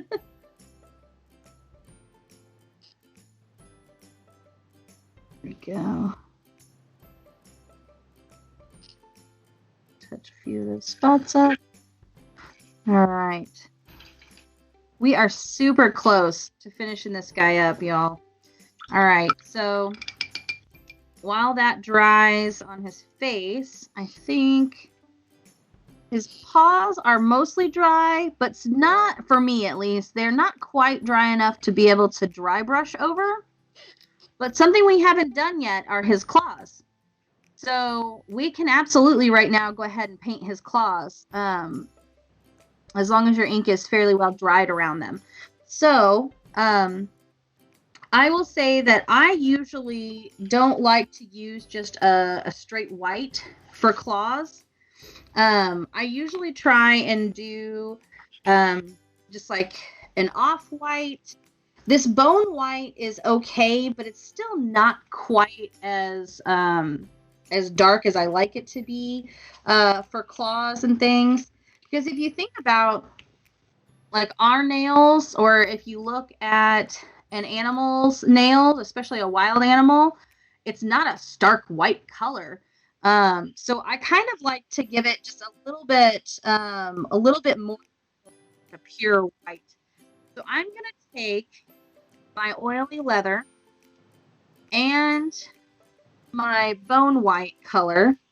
I put literally one drop of that oily leather color, and I'm gonna mix in probably 3 drops of this white. 1, 2, 3, and I'm gonna see what. Actually, I might do one more. So 4 drops of my white color, and I'm gonna see what that looks like when I mix those together. See how I like it. Let's see. Oh, it's still pretty brown. Okay, I don't want it to be that brown. So I'm gonna do where I mixed that on this lighter side. I'm gonna go ahead and do just one more drop. Oops, 2 drops apparently of this white color, and mix that. See how I feel. Okay, that is a lot closer to the color that I would actually like to use. Okay, so I like this color pretty well. That's what I'm going to use.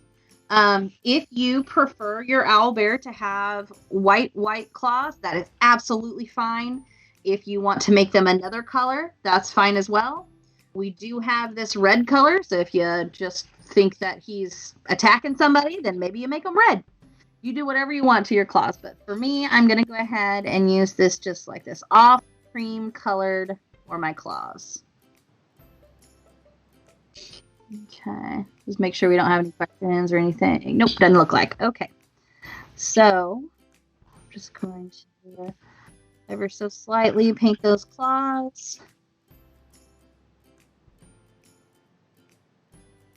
They are a smaller object on the miniature, so if you feel like you need to use a smaller paintbrush to get them done, is absolutely fine. The great thing about claws, though, and things like that, especially when the miniature is holding them up like this paw that this guy has, is that they're not touching anything else really. So you might get a little back onto his paw itself, but in general, you're not having to worry too much about getting the paint on anything else because they're kind of up in the air. And okay, so I feel like I coated the tops of those fairly well. So now I just need to make sure that I get underneath of them.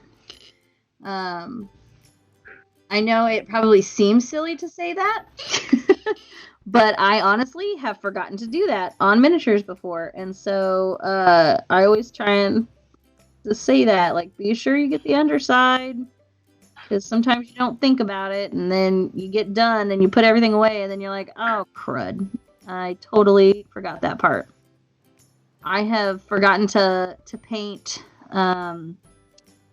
I usually don't get too far into it, but I have forgotten to paint like miniatures like under their skirts and things like that, or if they have a shield, you forget to paint the backside of the shield sometimes, stuff like that. So especially if you're trying to like rush a paint job for some reason, that can be pretty challenging. So you'll notice, even though I had mixed some of my brown with this white, it, at least on the camera, it still looks pretty white. So I probably could have mixed a little more brown in there if I had wanted to, but that's okay.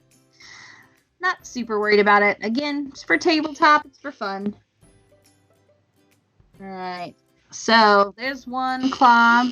The good thing about these ones that are on the ground is that we have not painted the ground yet. So we don't have to be super worried about how that is going to get on the ground or on other pieces, because the ground's not finished yet. So we're not super worried about that. And you'll notice I already got some on there. All right, so I'm not being super careful when it comes to the ground pieces, but that is okay. All right, let's get underneath of those ones. Even though they're on the edge of the miniature, it'd still be good to have them finished and clean. We'll get that underneath side there. There we go. Okay, and then, okay, now the challenging part is going to be getting these back ones. So I might actually change out my brush to the smaller one, just so I can maybe get a little more control over where I'm applying that paint. And for those back ones that I'm going to be a little more careful with so I don't touch his underbelly or something like that, I am only going to put paint on pretty much the tip. Like, I don't want it to go over half of the bristles. I want it to be on just the kind of the front side of my paintbrush, of where I loaded my paintbrush with it. All right. If you're having a hard time with the paint flowing well over the nails, it might be because you need to add some water to your paint. So if you feel like you're having a hard time with it being a little tacky or something like that, or kind of chunky when it's being applied and it's not flowing over the nail very well, go ahead and add a little bit of clean water. Just make sure you're not using the same water that you're cleaning your brush in.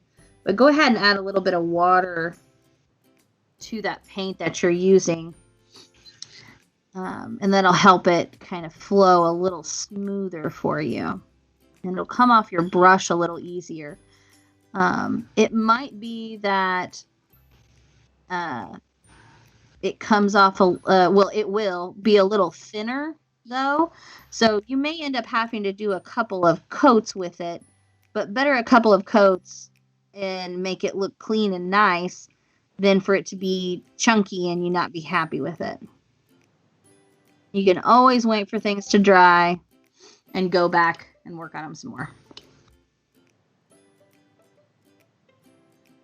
All right, I've got one more paw with claws to do. I think I'm going to actually take my own advice and add some water to my paint because it's starting to dry up a little bit. There we go.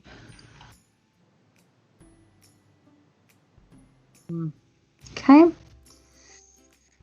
right. Let's add that in there.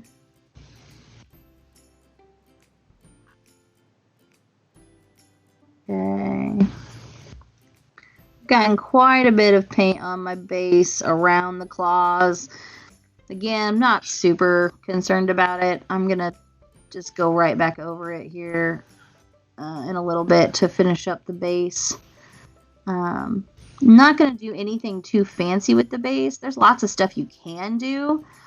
Even with miniatures that are already on bases, you can really kind of have some fun if you really want to put the work into it and kind of add different things to them. There's lots of different products out there that can kind of make them look cool. Like I don't have it out with me right now, but I do have a bottle of this like clear liquid that kind of makes it look like whatever you apply it to is still wet. And so that can be really fun if you're like painting something that's standing in water, or if you want to make your creature look like it is drooling or anything to that effect. Sometimes if a creature that I'm painting has like a wide mouth that's like open, sometimes I'll like use that on his the creature's like tongue and stuff like that, so it looks like their mouth is actually moist and not just like a dry opening. So that's kind of cool. I've also used it on like dungeon tiles to make it look like maybe they're standing in like a cave that's damp. So that's kind of neat. I've used it to make it look like slime before. All kinds of stuff. It's really fun. You can get little like puffs that look like grass, or you can get tiny leaves. There's all kinds of stuff out there that you can get to just add decorative things to your base. We're going to do a very generic base on this guy, but if you ever decided you wanted to do more, you absolutely can. Okay, so I am done with his nails. So I think, don't quote me, but I think I've only got 2 more things to do with you guys, and then we are done. So one thing is that I'm going to, since we darkened up his paws quite a bit with that blue ink or whatever dark color you used, I am going to dry brush back over those with the dark brown. And then we got to finish up the base, and then I think we're going to be done after that. So if you have any questions, I don't think I've seen any pop up so far, but if you've got any questions about anything, please let me know. Okay. I am not going to add water to this dark brown that I just added to my palette back where it has dried up from before. I'm not going to add water to it because I want it to be a thick, dry brush that goes onto it. So I'm not adding water to it, but I am going to fill my brush.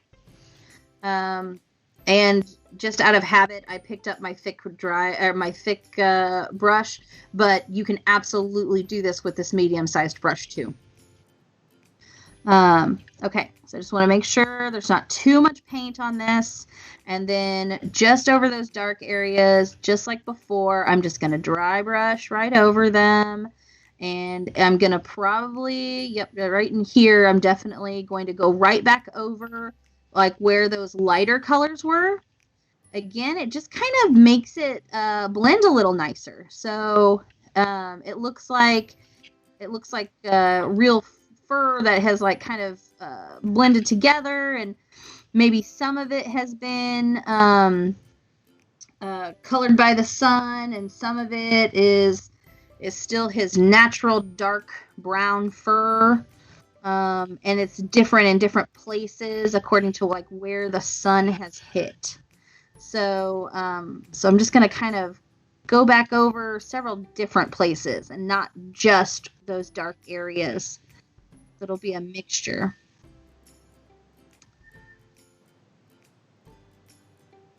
Oh yeah, I'm really liking that a lot. Okay, that looks good. Go underneath of his belly here. Back over where I put some of that darker color. There's a few places, so I keep putting it on my, like rubbing it on my finger again, because I keep finding that there's like a pocket of paint in my paintbrush that has maybe a little too much brown in it, and maybe I hit a spot a little too heavy, and so I was not real happy with it. So I'm just gonna pull some of that paint back out of my brush, so that my next spot that I hit is not too heavy. All right, I'm going to pull back some underneath his arm here. That looks good. Go back over his paw here. Try to blend this up. I'm going to blend up his arm a little. That looks pretty good. Maybe I'll make some of these feathers a little darker too. There we go. I'm liking that. Maybe up his shoulder a little. There we go. And I'll do that to this other side for a little bit of symmetry. Maybe not the exact same way, but just a little bit. There we go. Maybe up his arm just a little bit over here too. There we go. And then I got to do this one, which I think I'm kind of losing some paint here. There we go. Okay. With this paw being up in the air, it's gonna have, it's gonna more likely that people are gonna be seeing it first out of all of his paws. So it'll be nice to have some of that texture on there, so that it actually looks like there's some depth to it instead of just a solid black paw. I am putting this dark brown underneath of his paw as well, which does mean I'm gonna have one more spot that I'm gonna need to touch up. So sorry, I was wrong earlier, but I want the creases in his pads to be this dark brown, but I want his pads themselves to be even darker, because that's on the pictures that I found online with bears, that's kind of how it was for some of them. So some of them had dark paws, kind of like a dog. Like some of them have darker paws, some of them have lighter paws. Well, for my owlbear, I'm going to make it a darker paw. So for his creases, I want it to be this brown color. But as soon as I'm done with this, I am going to go back and add my dark color onto his paws themselves. And the way I'm going to do that is going to be the same way that I did his eyes. Okay, so I'm pretty happy with that dry brush of that dark color onto his paw. I'm liking that a lot. So now just real quick, I am going to go back and do his pads on his paw. Okay, so there's that brush. I think I'm going to use my tiny brush again. So I'm going to use my tiniest brush that I got from Tabletop. And just like I did with his eyes, I want to make sure that he's in a sturdy place, that my hand is not going to shake, because I really want to get those pads to seem like clean, crisp places on his paws. Where'd my blue liner go? Here it is. Okay. I do not want this to be super wet, or super thin. So I'm going to put a new spot of this dark blue out again. And I'm just going to mix it with just a tad bit of the watery blue. Just because I just don't want it to be too thin, because I don't want it to fall into those creases. I want it to be a nice thick coat. All right. Okay. I think that looks good. All right, so now I'm just going over just his pads. And I'm trying to avoid those creases.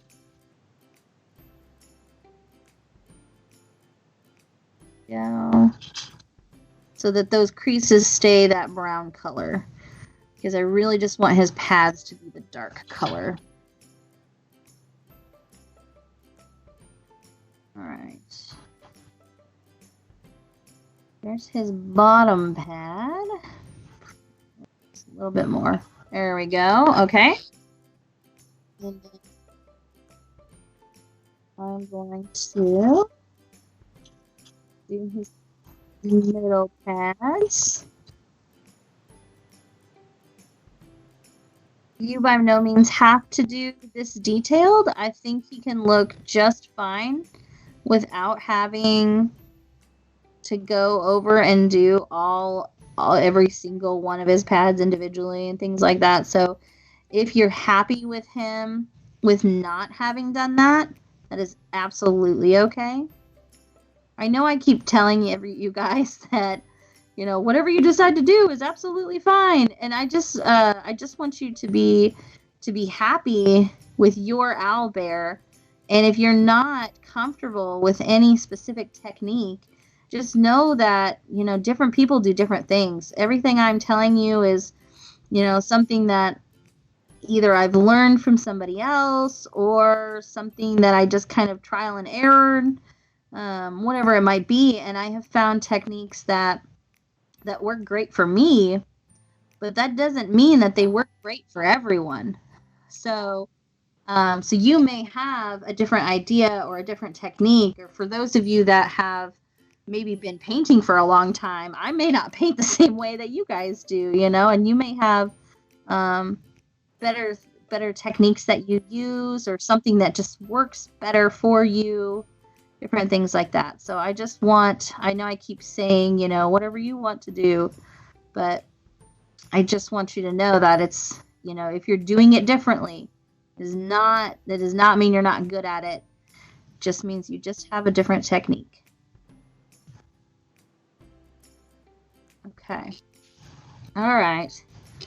I'm feeling okay about his paw, I think. So I think fairly well done with that. I know on the camera it doesn't really look like I did too much different to it, but in person you can kind of tell a little bit. So, all right. So I'm pretty satisfied with that. I honestly am pretty happy with this guy. He doesn't quite look the same as my other owlbear, but you know, how many bears and owls really look the same as each other? So he's pretty similar though. All right, so now just to kind of help you guys finish up the base, just so that you kind of have a clean base that you feel comfortable like putting out on the table, and it's not just like a scrambled mess down there.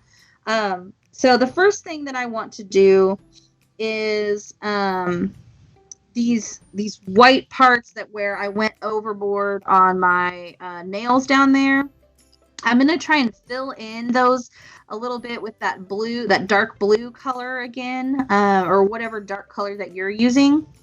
So I'm going to take my medium brush, make sure it's cleaned off, and I'm going to use my watered down version of my dark color. So whatever I was using earlier for my dark color to be watered down.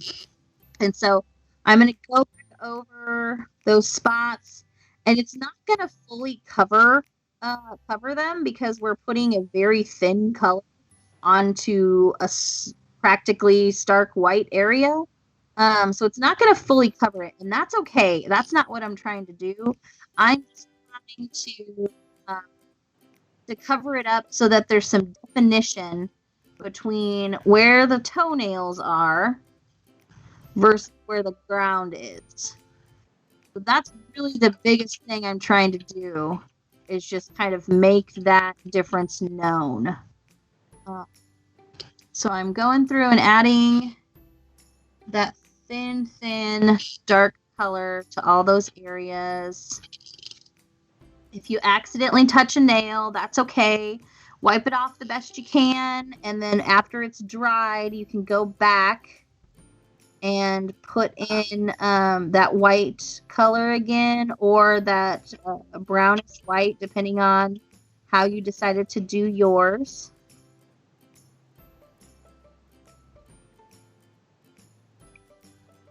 Okay, I'm feeling okay about that. Right. Okay, spot there. I'm going to do just a little bit more right there where some brown maybe came over. Okay. All right. Okay. I'm feeling pretty good about that. So what I'm going to do to finish this guy out, his base, is I'm going to take my, actually, I think I'm going to use my slightly bigger brush, but you can absolutely do this with this medium-sized brush, okay? So whichever one you want to do. And this is not a very big brush. It's just slightly bigger than what you would usually use for, like, detail and stuff like that. So I'm going to use this one because I like how the bristles flatten for me. I like the shape that they form when they flatten. And that's how I'm going to actually do the base, is that I'm going to keep my bristles flat. And I'm going to use that dry brush technique that I've been doing. Okay. So absolutely do that with your medium-sized brush. It does flatten out as well. I just like the shape of this one. If you have another paintbrush that you like the shape of it, and how it kind of flows across your miniature, that's awesome. So whatever you are comfortable with. So, okay, so I'm going to take this one. And so what I'm going to do is I'm going to mix up my white color with my blue liner that I have. So you might be using black, and that's absolutely fine. Maybe you have a gray that you really like in your paint set already, and that's awesome. If you got some of the other miniature packs that I'm going to be doing later in the weekend, there's some really great colors in those too. There's a gray color, or there's some green colors that can look really nice as part of your ground, things like that. So whatever you've got that you kind of maybe want to make look like ground, I would recommend, especially if you're kind of newer to painting, I would personally not recommend using browns for your ground for this particular miniature. There's other miniatures it's absolutely fine for.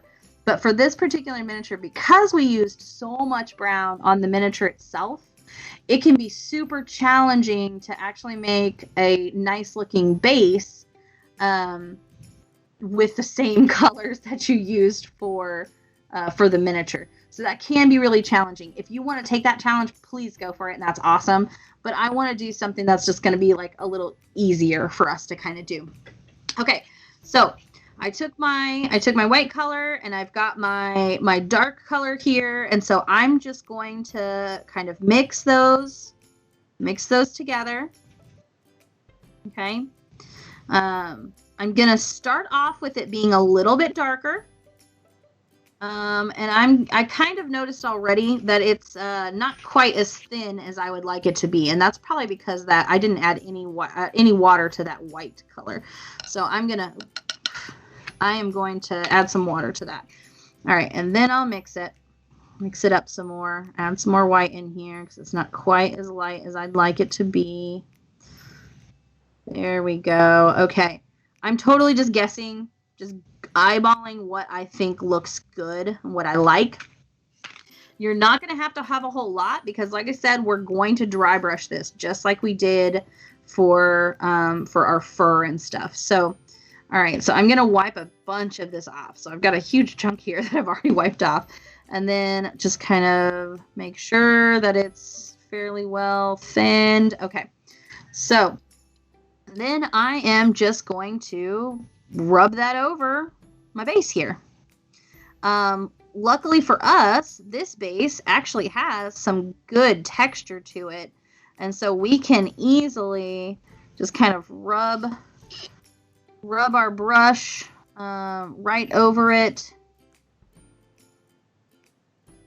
Okay. And I'm being pretty generous with this on here. So I'm not being delicate or careful like I was on the fur and the feathers towards the end. I am being pretty generous with it like I was towards the beginning of working on the fur, because this is not going to be our last coat on the base.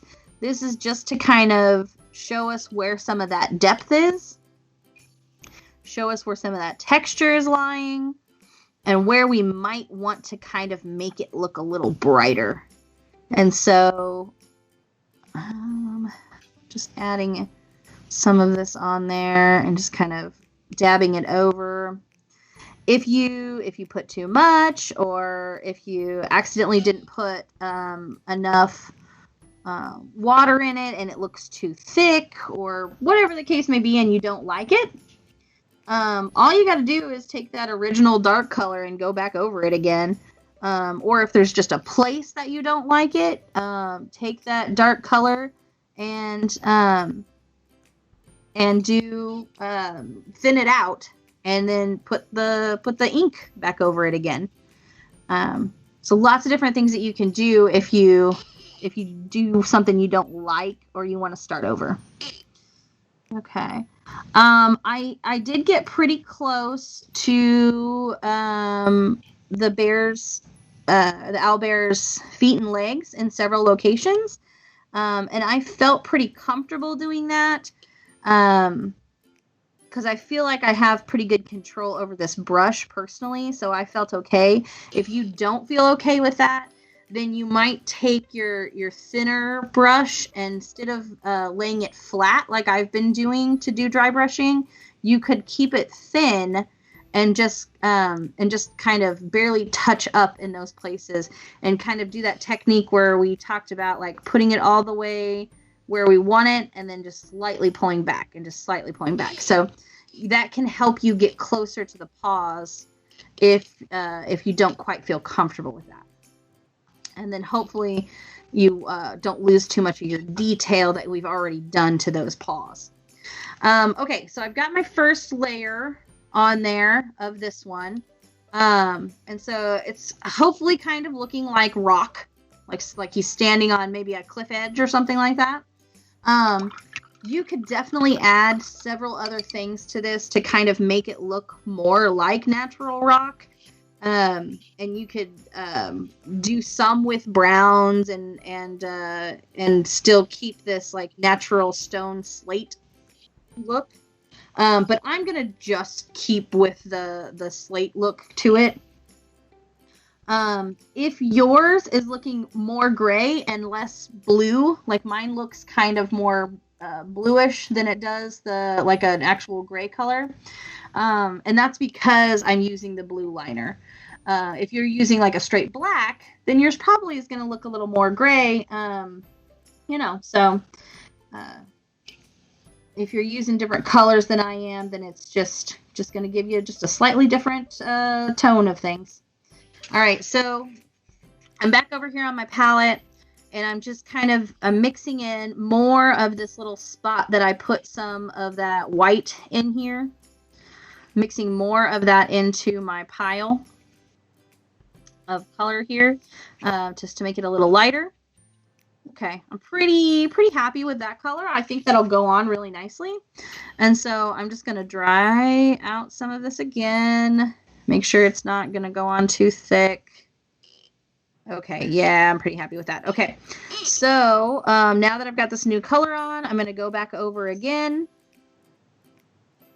This is not quite as light as I was wanting it to be. It's a little light. Maybe I'll put this in just a couple of places. Maybe back here on the back side a little bit, just to kind of give it a little bit. But I really was going for a lighter color than that, so... Okay, so I'm going to clean my brush out. Find a clean spot on my paper here. There we go. And I am going to add some more of my white. I am using my bone white color, but again, that pure white or that linen white or any kind of lighter color that you've got going on should meld very well with this. Okay. And that. All right. All right, there we go. I think this might be, there we go. That's a little more like what I was looking for. Okay, so when we drag this across, you can see where it's really starting to stand out more. This one I am being a little more purposeful about where I place it. And I am trying to make sure that I don't have gobs of it on here and that I am really just kind of barely brushing it on, just like when we started to touch up those feathers on the top side. I really just want this to hit those highest peaks so that I can still show the depth that this base has to it, and it still shows those creases. Okay,